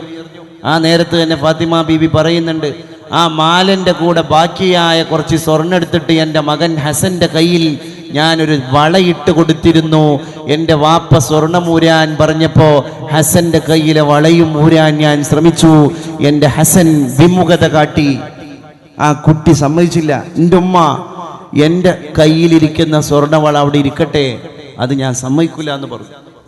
അവസാനം ആ ഉമ്മ ചെയ്ത പണി എന്താ? കുഞ്ഞുമോനെ കഥ പറഞ്ഞിട്ട് ഈത്തപ്പനത്തോട്ടത്തിലേക്ക് അങ്ങനെ കൊണ്ടുപോയി. ഈത്തപ്പനയിൽ നിന്ന് താഴേക്ക് വീണൊരു മടലോലയിൽ നിന്ന് നമ്മളൊക്കെ നമ്മുടെ കരയുന്ന മക്കൾക്ക് തേങ്ങൻ്റെ ഓലയിൽ നിന്ന് വാച്ചുണ്ടാക്കി കൊടുക്കും പോലെ ഫാത്തിമ ബീവി പറയാണ്, എൻ്റെ കുശുമ്പ് കാട്ടുന്ന ഹസന്റെ സ്വർണ്ണവള ഊരാൻ ഞാൻ ഈത്തപ്പനത്തോട്ടത്തിലൂടെ എൻ്റെ ഹസന്റെ കൈ പിടിച്ചിട്ട് നടന്നുപോയി. അവിടെ വീണ് കിടക്കുന്ന ഈന്തയോലയിൽ നിന്നൊരു വളയുണ്ടാക്കി അത് സ്വർണ്ണവള ധരിക്കാത്ത മറ്റേ കയ്യിൽ ഇട്ടുകൊടുത്തിട്ട് എൻ്റെ പൊന്നുമോന്റെ ശ്രദ്ധ മുഴുവൻ ഞാൻ ആ വളയിലേക്ക്, ഈത്തപ്പനയോലയുടെ വളയിലേക്ക് തിരിച്ചിട്ട് ഇപ്പുറത്ത് ഞാൻ തമാശക്കിടയിലൂടെ എൻ്റെ മകന്റെ കയ്യിൽ നിന്ന് സ്വർണ്ണവള ഊരിപ്പോയി എന്ന് മദീനയിലെ ചായം പൂശാത്ത ചെറ്റക്കുടിലിൽ ഇരുന്ന നായിക മകന്റെ കയ്യിലെ വള ഊരിയ രംഗം പോലും വിശദീകരിക്കാൻ. അപ്പോൾ ഇത്ര ദൈന്യത തുളുമ്പിയ ഒരു ജീവിതം അല്ലേ? ഒരു പെണ്ണിന് പെണ്ണിൻ്റെ സ്റ്റാറ്റസിലേക്ക് കടന്നു പോകുന്നതിൻ്റെ കൂടെ തന്നെ ഇങ്ങനെയൊക്കെ ചില അറ്റ്മോസ്ഫിയർ ജീവിതത്തിൽ ഉണ്ടാക്കിയെടുക്കാൻ സാധിക്കും എന്നുകൂടി ഇസ്ലാം നമ്മളെ പഠിപ്പിക്കുകയാണ്. ആ ഒരു തത്വശാസ്ത്രമാണ് ഫാത്തിമ ബീവിയും ആയിഷ ബീവിയും ഒക്കെ നമ്മളെ പഠിപ്പിച്ചത്. എന്നാ പെണ്ണിൻ്റെ അവകാശം എല്ലാം അനുവദിച്ചു കൊടുത്തിട്ടുണ്ട്, എല്ലാ സ്വാതന്ത്ര്യവും അനുവദിച്ചു കൊടുത്തിട്ടുണ്ട്. ഞാൻ പറഞ്ഞല്ലോ, ആയിഷ ബീവിയായിട്ട് ഓട്ട മത്സരം നടത്തിയ ഈ രംഗം. വിശുദ്ധയായ ആത്തിഖ ബീവി റളിയല്ലാഹു അൻഹ, ഉമർ റളിയല്ലാഹു അൻഹു തൻ്റെ വീട്ടിൽ എന്തോ ഒരു കാര്യം ചർച്ച ചെയ്തുകൊണ്ടിരുന്നപ്പോൾ ആത്തിഖ ബീവി അടുക്കളയിൽ നിന്ന് ആ കാര്യത്തിൽ ഒന്ന് ഇടയിൽ കയറിയിട്ട് പറഞ്ഞപ്പോൾ ഭർത്താവായ ഉമർ റളിയല്ലാഹു അൻഹു ആത്തിഖയോട് പറഞ്ഞു, ആത്തിഖ നീ അവിടെ നിൽക്ക്, നിങ്ങൾ പെണ്ണുങ്ങൾക്ക് അഭിപ്രായം പറയാനായിട്ടില്ല. അപ്പൊ ആത്തിഖ ബീവി നേരെ മകളടുത്തേക്ക് പോയി. ഇവര് രണ്ടുപേരുടെയും മകള് പരിശുദ്ധ റസൂലിന്റെ ഭാര്യയാണ്. ഹഫ്സയുടെ അടുക്കലേക്ക് കടന്നുപോയി. ആത്തിഖ ഉമർ റളിയല്ലാഹു അൻഹുവിന്റെ ഭാര്യയായ ആത്തിഖ മകളായ ഹഫ്സയെ സമീപിച്ചിട്ട് ചോദിച്ചു, ഹഫ്സ, പരിശുദ്ധ തിരുമേനി ഭാര്യന്മാരോട് എങ്ങനെയാണ് പെരുമാറാറുള്ളത്? അവിടുത്തെ അടുക്കളയിൽ ഭാര്യന്മാർക്ക് മറുപടി പറയാൻ സ്വാതന്ത്ര്യമില്ലയോ? ഹഫ്സ അടുക്കളയിലേക്ക് കയറി വന്നിട്ട് പിതാവിന്റെ മുഖത്ത് നോക്കിയിട്ട് പറഞ്ഞു, ഉമർ തങ്ങളെ, എന്റെ പിതാവായ ഉമറെ, അങ്ങൊന്ന് മനസ്സിലാക്കണം, ഞങ്ങൾ ഭാര്യന്മാർക്ക് പറയാനുള്ള എല്ലാ കാര്യങ്ങളിലും പൂർണ്ണ സ്വാതന്ത്ര്യം അവിടുന്ന് വകവെച്ചു തരുമായിരുന്നു. മുറലിയല്ലാവിനോട് ഇരുന്നു, അവിടെ ഇരുന്നു. ചരിത്രം പറയാൻ ആ ഹഫ്സ ബീവി പെണ്ണുങ്ങൾക്ക് വേണ്ടി ഒരുപാട് ഇടപെട്ടിട്ടുണ്ട്. നിങ്ങൾക്കറിയോ, ഭർത്താവ് ഭാര്യയെ വിട്ട് പിരിഞ്ഞ് നിൽക്കാൻ ഇസ്ലാം അനുവാദം കൊടുക്കുന്നത് 4 മാസമാണ്. 4 മാസം. എന്ത് പ്രവാസ ലോക ജീവിതമാണെങ്കിലും ശരി, ഒരു പെണ്ണിനെ, ഒരു ആണിനെ ഇസ്ലാമികമായി വിട്ടുപിരിഞ്ഞ് നിൽക്കാൻ മതം അനുവദിക്കുന്നത് 4 മാസമാണ്. ഇതിന്റെ ചർച്ച എങ്ങനെയാണ് ഉമർ റളിയല്ലാഹു അൻഹുവിന്റെ ഭരണകാലത്ത് ഉണ്ടാകുന്നത്? ഉമർ റളിയല്ലാഹു അൻഹുവിനെ പറ്റി അന്താരാഷ്ട്ര ലോക ചരിത്രത്തിൽ തന്നെ അമേരിക്കൻ ബുദ്ധിജീവികളടക്കം പറയുന്നത് രാത്രിഞ്ചരൻ എന്നാണ്. രാത്രി സഞ്ചരിക്കുന്ന ഭരണാധികാരി ഖലീഫ ഉമർ റളിയല്ലാഹു അൻഹു, രാത്രിഞ്ചരൻ. രാവിലെ ഉച്ചനേരത്തെ മരിപ്പറമ്പിലെ ബദാമരച്ചുവട്ടിൽ ഉറങ്ങും. രാത്രി നടക്കാനാണ്. അരണ്ട നിലാവിന്റെ വെളിച്ചത്തിൽ, നിലാവ് പോലുമില്ലാത്ത ഇരുട്ടാണെങ്കിൽ ചൂട്ട് കത്തിച്ചിട്ട് നടക്കുകയാണ്. ഏതോ ഒരു വിളക്കിന്റെ പ്രഭയിൽ നടക്കുകയാണ്. ഉറക്കില്ല. ഈ ഖലീഫ അങ്ങനെ നടക്കാൻ അരണ്ട നിലാവിന്റെ വെളിച്ചത്തിൽ ഇങ്ങനെ തന്റെ പ്രജകളുടെ ഭരണീയരുടെ ക്ഷേമൈശ്വര്യങ്ങൾ അറിയാൻ വേണ്ടി അങ്ങനെ രാത്രി, അർദ്ധരാത്രി കഴിഞ്ഞതിന് ശേഷം അങ്ങനെ നടക്കുമ്പോഴാണ് വീട്ടിന്റെ ഏതോ ഒരു വീടിന്റെ ചെറ്റക്കുടിലിന്റെ തുറന്നിട്ട ജനാലയുടെ ഉള്ളിലൂടെ അകത്ത മണിയറയിൽ നിന്ന് ഒറ്റക്ക് കിടക്കുന്ന ഒരു പെണ്ണിന്റെ ശബ്ദം ഒരു കവിതയായി പുറത്തേക്ക് വരുന്നത്. ലഖദ് ഹാത്വാല ഹാദൽ ലൈലു വസ്വറ ജാനിബുഹു വഫറഖനി അല്ലാ ഖലീല ഉലൈബുഹു. ഈ രാത്രി വല്ലാത്തൊരു രാത്രിയായിരിക്കുകയാണ്. ഈ രാത്രിയുടെ ദൈർഘ്യം എനിക്ക് കൂടിയിരിക്കുകയാണ്. ഇതിന്റെ എല്ലാം ഉത്തരവാദി ഖലീഫ ഉമറാൻ. വിവാഹിതയായ എന്നെ ഈ മണിയറയിൽ ഇട്ടേച്ചിട്ട് ഉമറിന്റെ സൈന്യാധിപനായി എന്റെ ഭർത്താവ് രാജ്യത്തിന്റെ അതിർത്തി കാക്കാൻ കടന്നു പോയിരിക്കുകയാണ്. പടച്ച തമ്പുരാനെ, ഇന്നത്തെ രാത്രി നേരം വെളുക്കുവോളം സല്ലപിക്കാൻ ഒരാളില്ലാതെ, ഒരു കൂട്ടുകാരനില്ലാതെ എന്റെ തലയിണയോട് രഹസ്യം പറഞ്ഞിട്ട് ഒറ്റക്ക് കിടക്കുകയാണ് ഞാൻ. ആരാണ് ഈ കവിത പാടുന്നത്? ഉമർ ഇബ്നുൽ ഖത്താബ് റളിയല്ലാഹു അൻഹുവിന്റെ സൈന്യാധിപനായിട്ട് രാജ്യത്തിന്റെ അതിർത്തി കാക്കാൻ, ആയുധം പിടിച്ചിട്ട് കാവലിരിക്കാൻ നിയോഗിക്കപ്പെട്ട സൈനികന്റെ ഭാര്യയാണ്. ഉമർ റളിയല്ലാഹു അൻഹു ആകസ്മികമായിട്ടാണ് ആ വീട്ടിന്റെ പാർശ്വഭാഗത്തിലൂടെ കടന്നു പോകുന്നത്. ഈ കവിതയാണ് കേൾക്കുന്നത്. തുറന്നിട്ട ജനാലയുടെ ഉള്ളിൽ നിന്ന് പുറത്തേക്ക് വരുന്ന കവിത. ഉമർ റളിയല്ലാഹു അൻഹുവിന്റെ കർണപുടങ്ങളിൽ അലതല്ലി. അടുത്ത പ്രഭാതം പൊട്ടിവിടരാൻ അക്ഷമനായി കാത്തു നിൽക്കുകയാണ്. അവസാനം വീട്ടിൽ പോയി ഭാര്യ ആത്തിക ബീവിയോട് ചർച്ച ചെയ്തു. ആത്തികയോട് പറഞ്ഞു, എൻ്റെ പ്രിയപ്പെട്ട സഹധർമ്മിണി, എനിക്കൊരു പരിഹാരം വേണം. ഒരാണിനെ വിട്ട് ഒരു പെണ്ണിന് നിൽക്കാനുള്ള കാലാവധി നിങ്ങൾ പെണ്ണുങ്ങന്മാര് തീരുമാനിച്ചിട്ട് ഉമറിന്റെ മുമ്പിൽ പറഞ്ഞു തരണം. അത് ഇസ്ലാമിന്റെ ഫത്വയാകാൻ പോവുകയാണ്. അതുകൊണ്ട് കരുതി വേണം പറയാൻ. ആത്തിഖ ബീവി പറഞ്ഞു പോയി, അത് ഭാര്യയായി ഞാൻ പറയുന്നതിനേക്കാൾ ഭേദം പണ്ഡിതയായ നമ്മുടെ പൊന്നുമോൾ ഹഫ്സ പറയലാൻ. ഹഫ്സയെ വിളിച്ചു വരുത്താൻ ഹഫ്സ കടന്നു വന്നു. പ്രിയപ്പെട്ട ഭരണാധികാരി പിതാവിന്റെ മുമ്പിലേക്ക് ഒരു ഭരണാധികാരിയായ മകളുടെ റോളിൽ അല്ലാതെ ഒരു സാധാരണ പെണ്ണിന്റെ റോളിൽ ഹഫ്സ കടന്നു വരികയാണ്.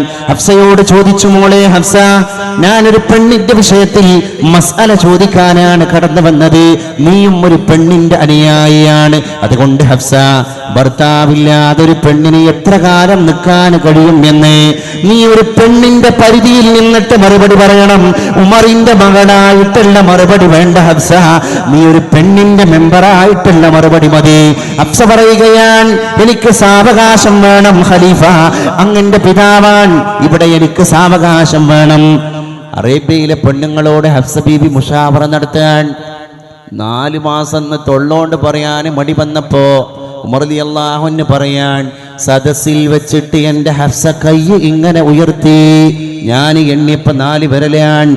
ആത്തിഖ വിശദീകരണം തന്നു, എൻ്റെ പ്രിയപ്പെട്ട ഭാര്യ, നമ്മുടെ പൊന്നുമോള് കൈയുയർത്തിയതിൽ 4 വിരലാണെങ്കിൽ 4 മാസമാണ്. അന്ന് ഇസ്ലാം കണ്ട ഏറ്റവും വലിയൊരു ഡിക്ലറേഷൻ ഇസ്ലാമിന്റെ സിരാമണ്ഡലത്തിന്റെ സിംഹാസനത്തിൽ വെച്ച് മുടങ്ങുകയാണ്. അത് ലോക ആചാര്യന്മാർ ഏറ്റെടുക്കുകയാണ്. 4 മാസം. ആ 4 മാസത്തിന്റെ അപ്പുറം ഉമറിന്റെ രാജ്യത്തിന്റെ സാമ്രാജ്യത്തിന്റെ അതിർത്തി കാക്കാൻ ആരൊക്കെയാണോ അതിർവരമ്പുകളിൽ കാവൽ നിൽക്കുന്നത്, ആ സൈന്യാധിപന്മാർ തിരിച്ചു വരണം. തന്റെ ഭാര്യന്മാരോട് നീതി പുലർത്തണം. അവർ കുടുംബത്തിലേക്ക് മടങ്ങിപ്പോകണം.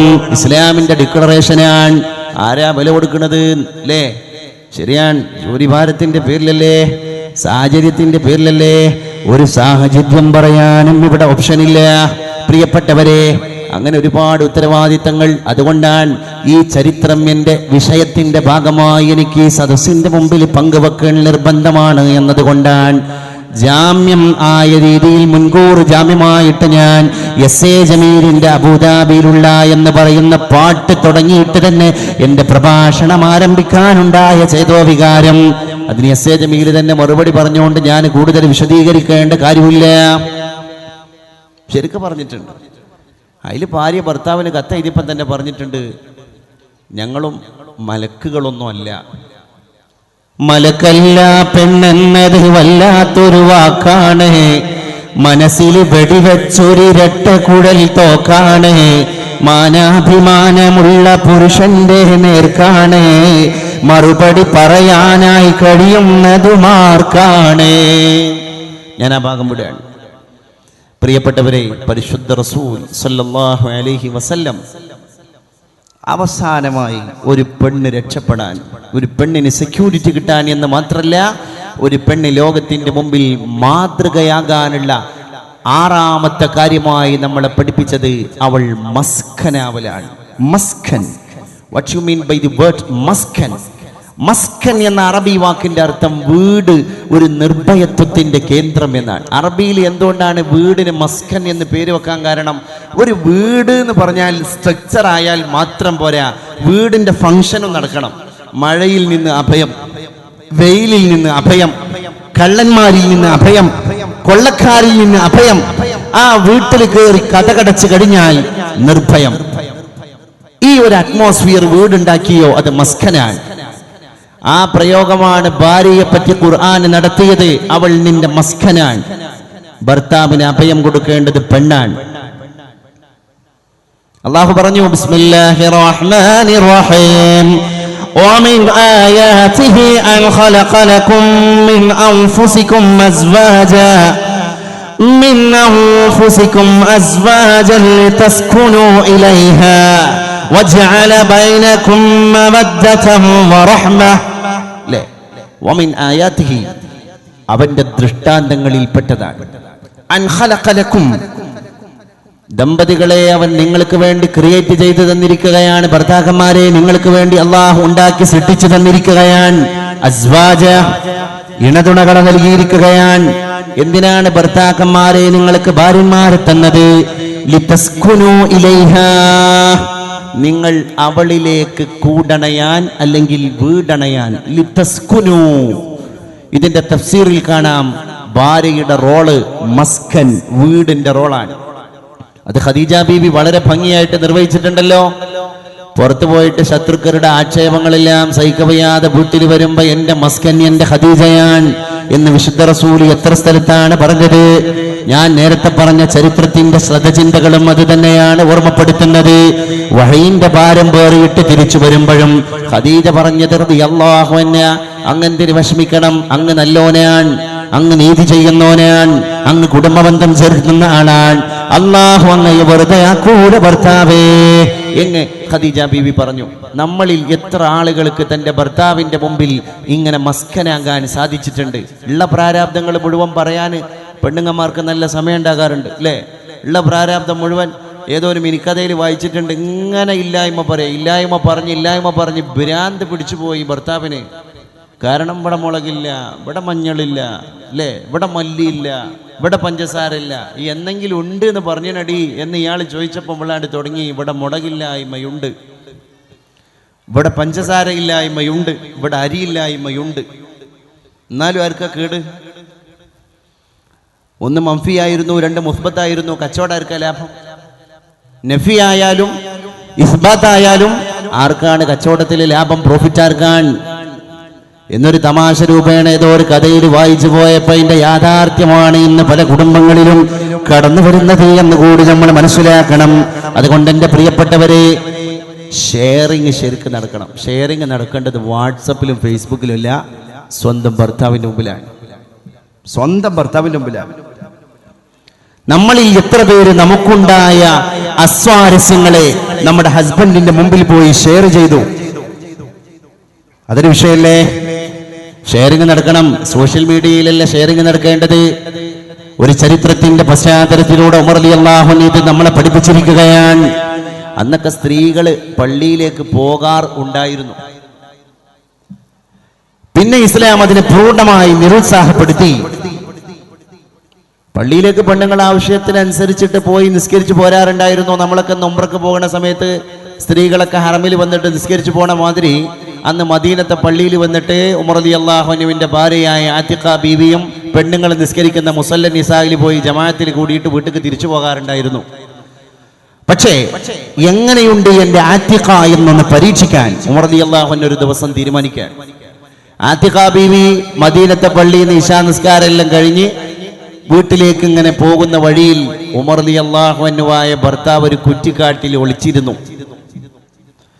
ആ വഴി പാസ് ചെയ്ത് തന്റെ ഭാര്യ കടന്നു പോയതോടുകൂടെ പിന്നിൽ നിന്ന് കുറ്റിക്കാട്ടിൽ നിന്ന് ഉമർ റളിയല്ലാഹു അൻഹു ഉയർന്നിട്ട് ആതിഖ ബീവിയുടെ പുറത്തൊന്ന് തോണ്ടി. ആതിഖ ബീവി പിന്നിലേക്ക് തിരിഞ്ഞു നോക്കുക പോലും ചെയ്യാതെ ഓട്ടമാൻ വീട്ടിലേക്ക്. ഇപ്പുറത്തെ വഴിയിലൂടെ കുശാഗ്ര ബുദ്ധിക്കാരനായ കൗശലക്കാരനായ തന്റെ ഭർത്താവ് ഉമർ ഇബ്നുൽ ഖത്താബ് റളിയല്ലാഹു അൻഹു ഓടി ആതിഖ കാണാത്ത മാത്രയിലുള്ള ഒരു ഓട്ടമാൻ. ആത്തിഖ ബീവി അടുക്കളയുടെ വാതിലിലൂടെ വീട്ടിന്റെ ഉള്ളിലേക്ക് കയറിയപ്പോ ഇപ്പുറത്തെ വരാന്തയിലൂടെ ഉമർ ഇബ്നുൽ ഖത്താബും വീട്ടിലേക്ക് കയറി. ആത്തിഖ കതച്ചിട്ട് വന്നിട്ട് തന്റെ ഭർത്താവിന്റെ മുമ്പിൽ കംപ്ലൈന്റ് ചെയ്തു പോയി. യാ ഉമർ ഖദ് ഫസദ സമൻ. എന്താന്ന് പോലും അറിയാത്ത രീതിയിൽ എല്ലാം അറിയാത്ത മട്ട് അഭിനയിച്ചിട്ട് ഉമർ റളിയല്ലാഹു അൻഹു ഇങ്ങനെ നിന്നു. എന്താ ആത്തിഖ പ്രശ്നം? കതച്ചിട്ട് എന്തോ പറയുന്നുണ്ടല്ലോ, നീ എന്താ നീ പറയുന്നത്? ആത്തിഖ ബീവി രണ്ടാമതും പറഞ്ഞു പോയി, യാ ഉമർ, എന്റെ ഭർത്താവായ ഉമറേ, ഖദ് ഫസദ സമൻ, ഈ കാലം വളരെ മോശമായിരിക്കുകയാണ്. ഇനി മുതൽ ആത്തിഖ പള്ളിക്ക് പോണ പ്രശ്നമില്ല. ഉമർ റളിയല്ലാഹു അൻഹു ചിരിച്ചു. ഇതിൽ ഉമർ റളിയല്ലാഹു അൻഹു പറഞ്ഞു, എന്റെ ഭാര്യ ഇപ്പോഴും എന്റെ ഭാര്യ തന്നെയാണ്.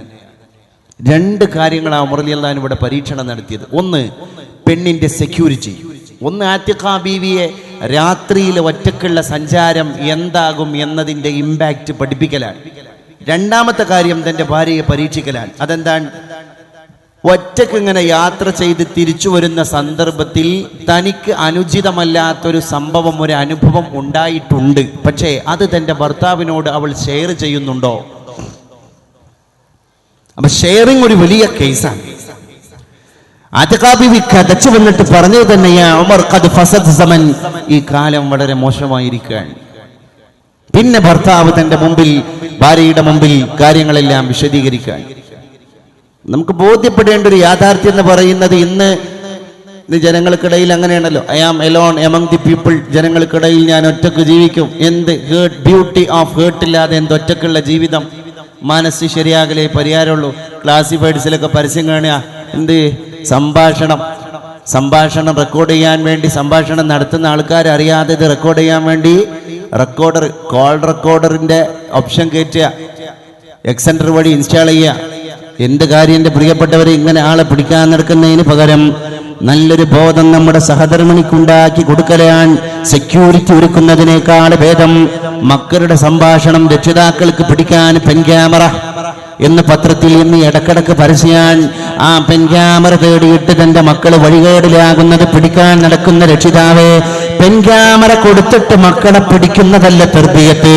പെൻ ക്യാമറയുടെ അവസരം തേടേണ്ട അവസ്ഥ എന്റെ കുട്ടി എനിക്കുണ്ടാക്കൂല എന്ന ഉറപ്പിലേക്ക്, എന്ന പരുവത്തിലേക്ക് തന്റെ മക്കളെ അച്ചടക്കം കൊടുത്തിട്ട് വളർത്തലാണ് നമ്മൾ കൊടുക്കുന്ന തർബിയത്ത്. അത് ഭാര്യയുടെ വിഷയത്തിൽ ഉണ്ടാക്കിയെടുത്തു കഴിഞ്ഞാൽ അതാണ് സമാധാനമുള്ള ജീവിതം. ഇന്ന് സംശയമാണ്. അങ്ങോട്ടും ഇങ്ങോട്ടും ഒന്ന് ചിന്തിച്ചു നോക്കി, കുടുംബ ജീവിതത്തിൽ എന്തെങ്കിലും റാഹത്തുണ്ടോ? വെറുതെ സംശയങ്ങളല്ല.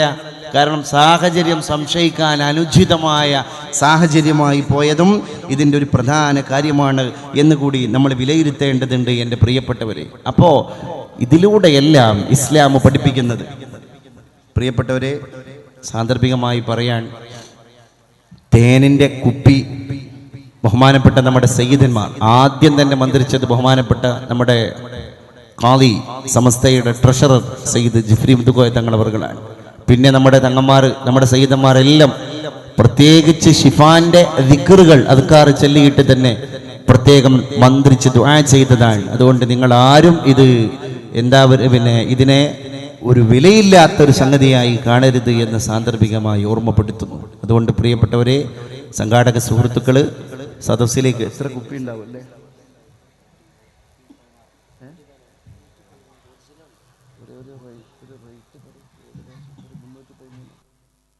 ഇൻഷാ അല്ലാഹ് ഒരു 313 രൂപക്ക് വളരെ പരിമിതമായ കുറച്ച് ബോട്ടിലുകളുണ്ട്. നമ്മുടെ സംഘാടകർ, ഒന്നോ രണ്ടോ സംഘാടക സുഹൃത്തുക്കൾ ഇവിടെ വന്നാൽ നന്നായിരിക്കും. സ്ത്രീകളുടെ ഭാഗത്ത് വളണ്ടിയേഴ്സ് ഉണ്ടെങ്കിൽ ഇൻഷാ അല്ലാഹ് പ്രിയപ്പെട്ടവരെ, നമ്മൾ ദ്വായിലേക്ക് കടക്കും. ഇൻഷാ അല്ലാഹ് ഒരു 10 മിനിറ്റ് കൊണ്ട് നമ്മൾ ദ്വായിലേക്ക് കടക്കും. കുറച്ചാളുകൾ ഇവിടെ വന്നിട്ട് ഒന്ന് വാങ്ങിപ്പോയാൽ അതൊരു വലിയൊരു മാതൃകയാണല്ലോ, അല്ലേ? അള്ളാഹിൻ്റെ ദീന് പഠിപ്പിക്കുന്ന ഒരു മതകലാലയത്തെ പടച്ച റബ്ബിൻ്റെ മുമ്പിലേക്ക് അള്ളാഹുവെ ഞങ്ങൾ സമർപ്പിച്ചു എന്ന് പറഞ്ഞ് നമ്മൾ കൂട്ടായിട്ട് ഇവിടെ ദ്വായക്ക് വേണ്ടി കാത്തിരിക്കുകയാണ്. ഇൻഷാ അല്ലാഹ് നിങ്ങളുടെ മുറാദുകൾ മുഴുവൻ ഹാസിലാകാൻ ഈ സദസ്സ് നമുക്ക് പര്യാപ്തമാണ്. അള്ളാഹു കബൂലാക്കി തരുമാറാകട്ടെ. അതുകൊണ്ട് നമ്മുടെ കാരണന്മാരും ചെറുപ്പക്കാരും ഒക്കെ ആയ കുറച്ചാളുകൾ ഇൻഷാ അല്ലാഹ് നിങ്ങൾ പതിയെ, നാളെയും മറ്റന്നാളൊക്കെ നമ്മുടെ സദസ്സുണ്ട്. നാളെ എൻ്റെ പ്രിയപ്പെട്ട സുഹൃത്ത് ഖലീൽ ഹുദവിയാണ്, മറ്റന്നാൾ ബഹുമാനപ്പെട്ട കബീർ ബാക്കവി അവർകളാണ്, അതുകൊണ്ട് ഇൻഷാ അല്ലാഹ് വലിയ സംരംഭങ്ങളിലേക്കാണ് നമ്മുടെ പരിപാടി തന്നെ നമ്മളെ കൊണ്ടുപോകുന്നത് എന്നതിൽ യാതൊരു തർക്കവുമില്ല. അള്ളാഹുവിൻ്റെ മലക്കുകളുടെ സാന്നിധ്യം ഉണ്ട് എന്ന് നമ്മൾ തീർച്ചപ്പെടുത്തുന്ന തങ്ങളവരുടെ പ്രസംഗത്തിൽ തങ്ങളത് ഊന്നി പറയുകയും ചെയ്യുകയുണ്ടായി. അതുകൊണ്ട് തന്നെ ഭൂമിയിൽ പ്രകാശിച്ചു കൊണ്ടിരിക്കുന്ന നക്ഷത്രങ്ങളാണ് ഈ മതകലാലയങ്ങൾ. നമ്മളത് തിരിച്ചറിയേണ്ടതുണ്ട്. നമ്മൾക്ക് അള്ളാഹു നമ്മളറിയാതെ തന്ന രോഗങ്ങളെയൊക്കെ കെടുത്താൻ അള്ളാഹുവിൻ്റെ സയ്യിദന്മാർ പരിശുദ്ധ റസൂലുമായി രക്തബന്ധം പുലർത്തുന്ന ആൾക്കാർ മന്ത്രിച്ചൂതിയ ഈ തേന് നമുക്കതൊരു ഫലപ്രദമായ രീതിയിൽ അള്ളാഹു ഒരു ശിഫയാക്കി തരുമാറാകട്ടെ, നമ്മുടെ ജീവിതത്തിൻ്റെ ഒരു ഔഷധക്കൂട്ടാക്കി തരുമാറാകട്ടെ. അതുകൊണ്ട് ഇൻഷാ അല്ലാഹ് ഇനി മറ്റൊരു കളക്ഷനിലേക്ക് ഈ സദസ്സ് പോകാത്തത് കൊണ്ട് ഒന്ന് മുന്നോട്ട് വന്നിട്ട് എൻ്റെ പ്രിയപ്പെട്ട രക്ഷിതാക്കൾ അത് വാങ്ങണം എന്ന് പ്രത്യേകം ഓർമ്മപ്പെടുത്തുകയാണ്. അള്ളാഹു സ്വീകരിക്കുമാറാകട്ടെ. ഒന്നോ രണ്ടോ ആളുകൾ വന്നാലേ വേറുള്ള ആൾക്കാർക്ക് വരാനൊരു താല്പര്യം ഉണ്ടാകുള്ളൂ. ഇൻഷാ അല്ലാഹ് നമ്മളെ ചെറുപ്പക്കാരൊക്കെ അവിടെ കുറേ ഉണ്ട്, നിങ്ങൾക്ക് വന്ന് വാങ്ങാവുന്നതാണ്. ഇൻഷാ അല്ലാഹ് നമ്മളെല്ലാവർക്കും വേണ്ടി ദുആ ചെയ്യും. അള്ളാഹുവേ, ഇവിടുന്ന് ഇങ്ങനെ കൊടുത്താലും മതി, കാറ് ബുദ്ധിമുട്ടാക്കി കയറ്റുണ്ടവരെ. അള്ളാഹുവേ, പൈസ ഇല്ലെങ്കിൽ പേര് ഇവിടെ സംഘാടകരെടുത്ത് നിങ്ങൾ പറഞ്ഞു കൊടുത്താൽ മതി. ഇൻഷാ അല്ലാഹ്. അള്ളാഹുവേ, വന്ന് നിന്റെ മാർഗത്തിൽ ഞങ്ങൾ സംഘടിപ്പിച്ച ഈ ദീനീ സദസ്സിൽ പടച്ചോനെ, നിന്റെ പരിശുദ്ധ റസൂലിന്റെ കുടുംബാംഗങ്ങളായ അവിടുത്തെ പേരക്മക്കളായ സയ്യിദന്മാര് മന്ത്രിച്ചൂതിയ ശിഫാഇന്റെ ഈ തേൻ അള്ളാഹുവേ, എത്ര രൂപയാണ് എന്നതല്ല ഈ ദീനിന്റെ സദസ്സിൽ ഇതിനോട് മാനസികമായി നീതി പുലർത്തുന്നതിന്റെ ഭാഗമായിട്ടാണ് വിളിച്ചു കൊണ്ടുപോകുന്നത്. അള്ളാഹുവേ, ഖൈർ പ്രതിഫലം കൊടുക്കണേ അല്ലാഹ്. അള്ളാഹുവേ, ഇത് വന്ന് വാങ്ങുന്നവരുടെ ശരീരത്തിൽ അവരറിയാത്ത ഏതെങ്കിലും മാരകമായ രോഗങ്ങളുടെ വൈറസിന്റെ കണികകൾ അവശേഷിക്കുന്നുണ്ടെങ്കിൽ ഈ തേനിന്റെ ശക്തി കൊണ്ട് അതിനെ ശിഫയാക്കണേ അല്ലാഹ്. അള്ളാഹുവേ, അവരുടെ ശരീരത്തിൽ നിന്നതിനെ കരിച്ചു കളയണേ തമ്പുരാനെ. അള്ളാഹുവേ, ക്യാൻസറിൽ നിന്ന്, ട്യൂമറിൽ നിന്ന്, കിഡ്നി രോഗങ്ങളിൽ നിന്ന്, ഹേർട്ട് രോഗങ്ങളിൽ നിന്ന് അള്ളാഹുവേ, ഇത് വിളിച്ചു കൊണ്ടുപോകുന്നവരെ കാത്തുരക്ഷിക്കണേ അല്ലാഹ്. ആ തേനിൽ നിന്ന് ഒരു തുള്ളി ആര് ഉപയോഗിച്ചോ അവർക്ക് അതിന് കാവൽ കൊടുക്കണേ അല്ലാഹ്. അള്ളാഹുവേ, അതിന്റെ സെക്യൂരിറ്റി അസ്ഹാബുൽ ബദരീങ്ങളാണ്, നീയാണ്, നിന്റെ ഔലിയാക്കളാണ്, നിന്റെ മുഖറബീങ്ങളായ മലക്കുകളാണ്. അള്ളാഹുവേ, അതിന്റെ പുണ്യം ഞങ്ങളുടെ ജീവിതത്തിൽ നീ സദാ വർഷിപ്പിച്ചു തരണേ അല്ലാഹ്. ഞങ്ങളുടെ കുടുംബത്തിലേക്ക് ഐശ്വര്യം തരണേ അല്ലാഹ്. ആരൊക്കെയാണോ ഇതിനെ കൊണ്ടുപോകുന്നത്, ഈ തേനിനെ ഏറ്റെടുത്തിട്ട് കൊണ്ടുപോകുന്നത്, അള്ളാഹുവേ, അവരുടെ കുടുംബത്തെ സാഹിറിന്റെ സിഹറിൽ നിന്ന് കാത്തു രക്ഷിക്കണേ അല്ലാഹ്. പടച്ചോനെ, ഹാസിദിന്റെ ഹസദിൽ നിന്ന് കാത്തു രക്ഷിക്കണേ അല്ലാഹ്. അള്ളാഹുവേ, ഫസാദുകാരുടെ ഫസാദിൽ നിന്ന് അവരെയും ഭാര്യാസന്താനങ്ങളെയും നീ കാത്തു രക്ഷിക്കണേ തമ്പുരാനെ. അള്ളാഹുവേ, ഇവർക്ക് ഹലാലായ മുറാദുകൾ ഹാസിലാക്കി കൊടുക്കണേ അല്ലാഹ്.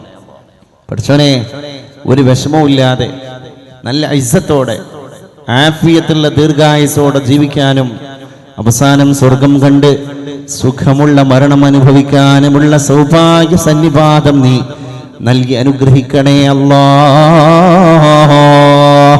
അള്ളാഹുവേ, ഞങ്ങളുടെ ഖബർ ജീവിതം നീ വിശാലമാക്കണേ അല്ലാഹ്, പ്രകാശമാനമാക്കണേ അല്ലാഹ്, റാഹത്തിലാക്കണേ അല്ലാഹ്.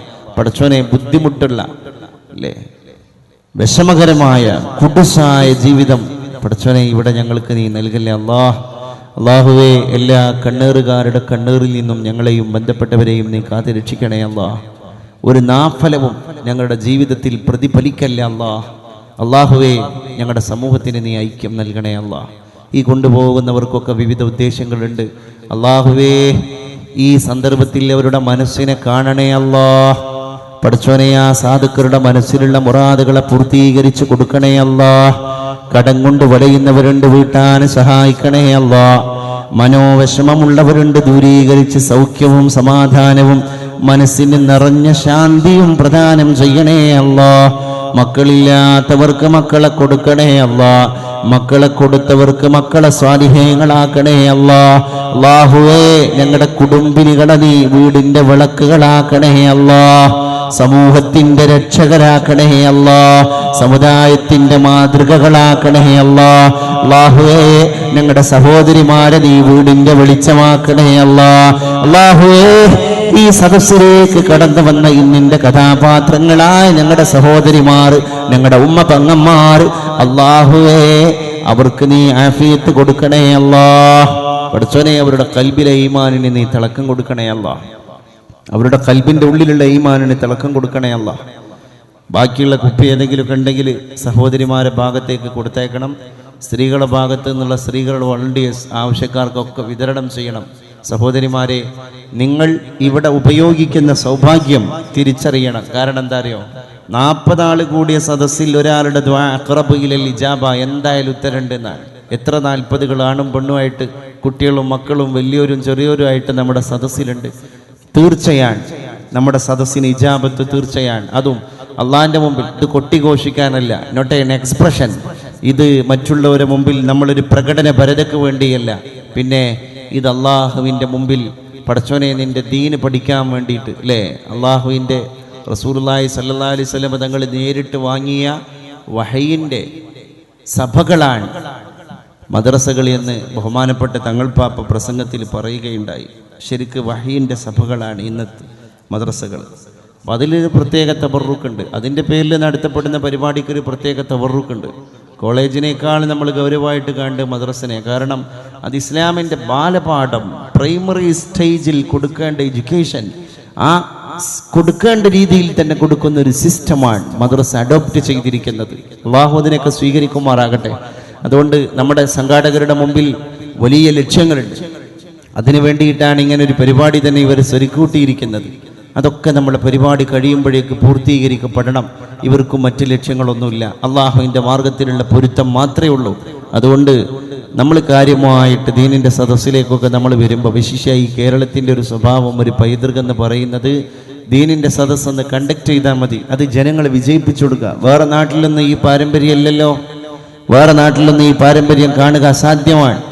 അതുകൊണ്ട് നമ്മുടെ നാട്ടിൽ ഇത്തരം ചൈതന്യങ്ങൾ അന്യം നിന്ന് പോകാൻ പാടില്ല എന്ന് നമ്മൾ തിരിച്ചറിയേണ്ടതുണ്ട്. പ്രിയപ്പെട്ടവരെ, അള്ളാഹു ഈ ഒരു ആഭിജാത്യം, ഈ ഒരു കുലമഹിമ, ഈ ഒരു തറവാടിത്തം ഉമ്മത്ത് മുഹമ്മദിന് നൽകി അനുഗ്രഹിക്കുമാറാകട്ടെ എന്ന് ഞാൻ പ്രത്യേകം ദുആ ചെയ്യുകയാണ്. പ്രിയപ്പെട്ടവരെ, ഡോക്ടർ APJ അബ്ദുൽ കലാമിന്റെ ഒരു വരിയുണ്ട്.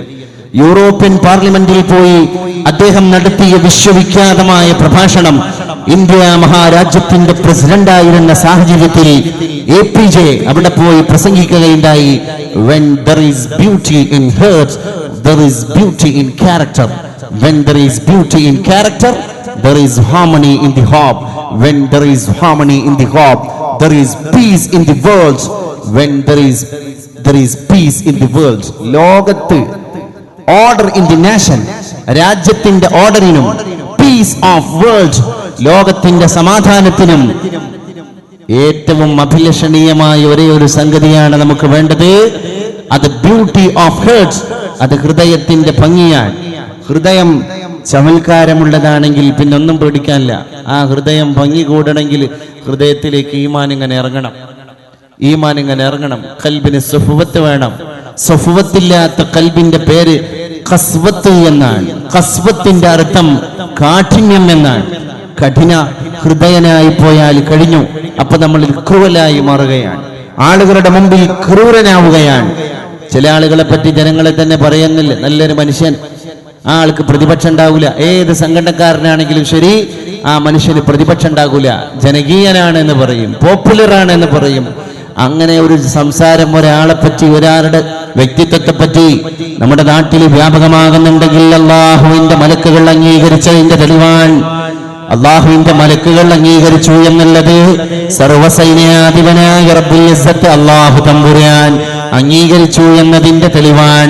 അതുകൊണ്ട് തന്നെ നമ്മുടെ ജീവിതം മറ്റുള്ളവർക്ക് പാഠമാണ്, മറ്റുള്ളവർക്ക് സന്ദേശമാണ്. നമ്മളിങ്ങനെ ജ്വലിച്ചു കൊണ്ടിരിക്കുമ്പോ അത് മറ്റുള്ളവർക്ക് പ്രകാശമാകണം എന്നുകൂടി നമ്മൾ തിരിച്ചറിയണം. നമ്മൾ കുടവിളക്കാകാൻ പാടില്ല. ഒരു കുടത്തിന്റെ ഉള്ളിൽ നിന്നിട്ട് ഇങ്ങനെ കത്തിയിട്ട് എന്താ കാര്യം? അതിന്റെ പ്രകാശം പുറമെ പോണ്ടേ? പുറമെ പോയാലല്ലേ പുറത്തുള്ള അന്ധകാരത്തെ അത് തുരുത്തുകയുള്ളൂ. അതുകൊണ്ട് നമ്മൾ സഹിഷ്ണുതയുടെ വക്താക്കളാകണം. കഴിഞ്ഞ ആഴ്ച കണ്ണൂരിലെ കനകമലയിൽ നിന്ന് 4-5 ആൾക്കാരെ, അതും നല്ല നല്ല അസഹാബിൽ ബദരീങ്ങളെ പേരുള്ള മുസ്ലിം ചെറുപ്പക്കാരെ പോലീസ് കയ്യാമം വെച്ച് കൊണ്ടുപോയി. ഇപ്പൊ വലിയ അന്വേഷണങ്ങൾ നടത്താൻ, terrorist activities, extremist activities, fanatist activities, അതിന്റെ പേരിൽ അവർ പ്രതികളായി ചേർക്കപ്പെടുകയാണ്. എല്ലാവരും മുസ്ലിങ്ങളാണ്. ഈ മുസ്ലിങ്ങൾ ഐസിസിന്റെ തറവാടായ സിറിയയിൽ പ്രവർത്തിച്ചു കൊണ്ടിരിക്കുന്ന ഇസ്ലാമിക ഭീകര സംഘടനയിലേക്ക് കേരളത്തിൽ നിന്ന് ആളുകളെ റിക്രൂട്ട് ചെയ്യാൻ വേണ്ടി ഏൽപ്പിക്കപ്പെട്ടവരാണ് എന്ന് അവരിലെ പ്രതികൾ തന്നെ സമ്മതിച്ചിരിക്കുകയാണ്.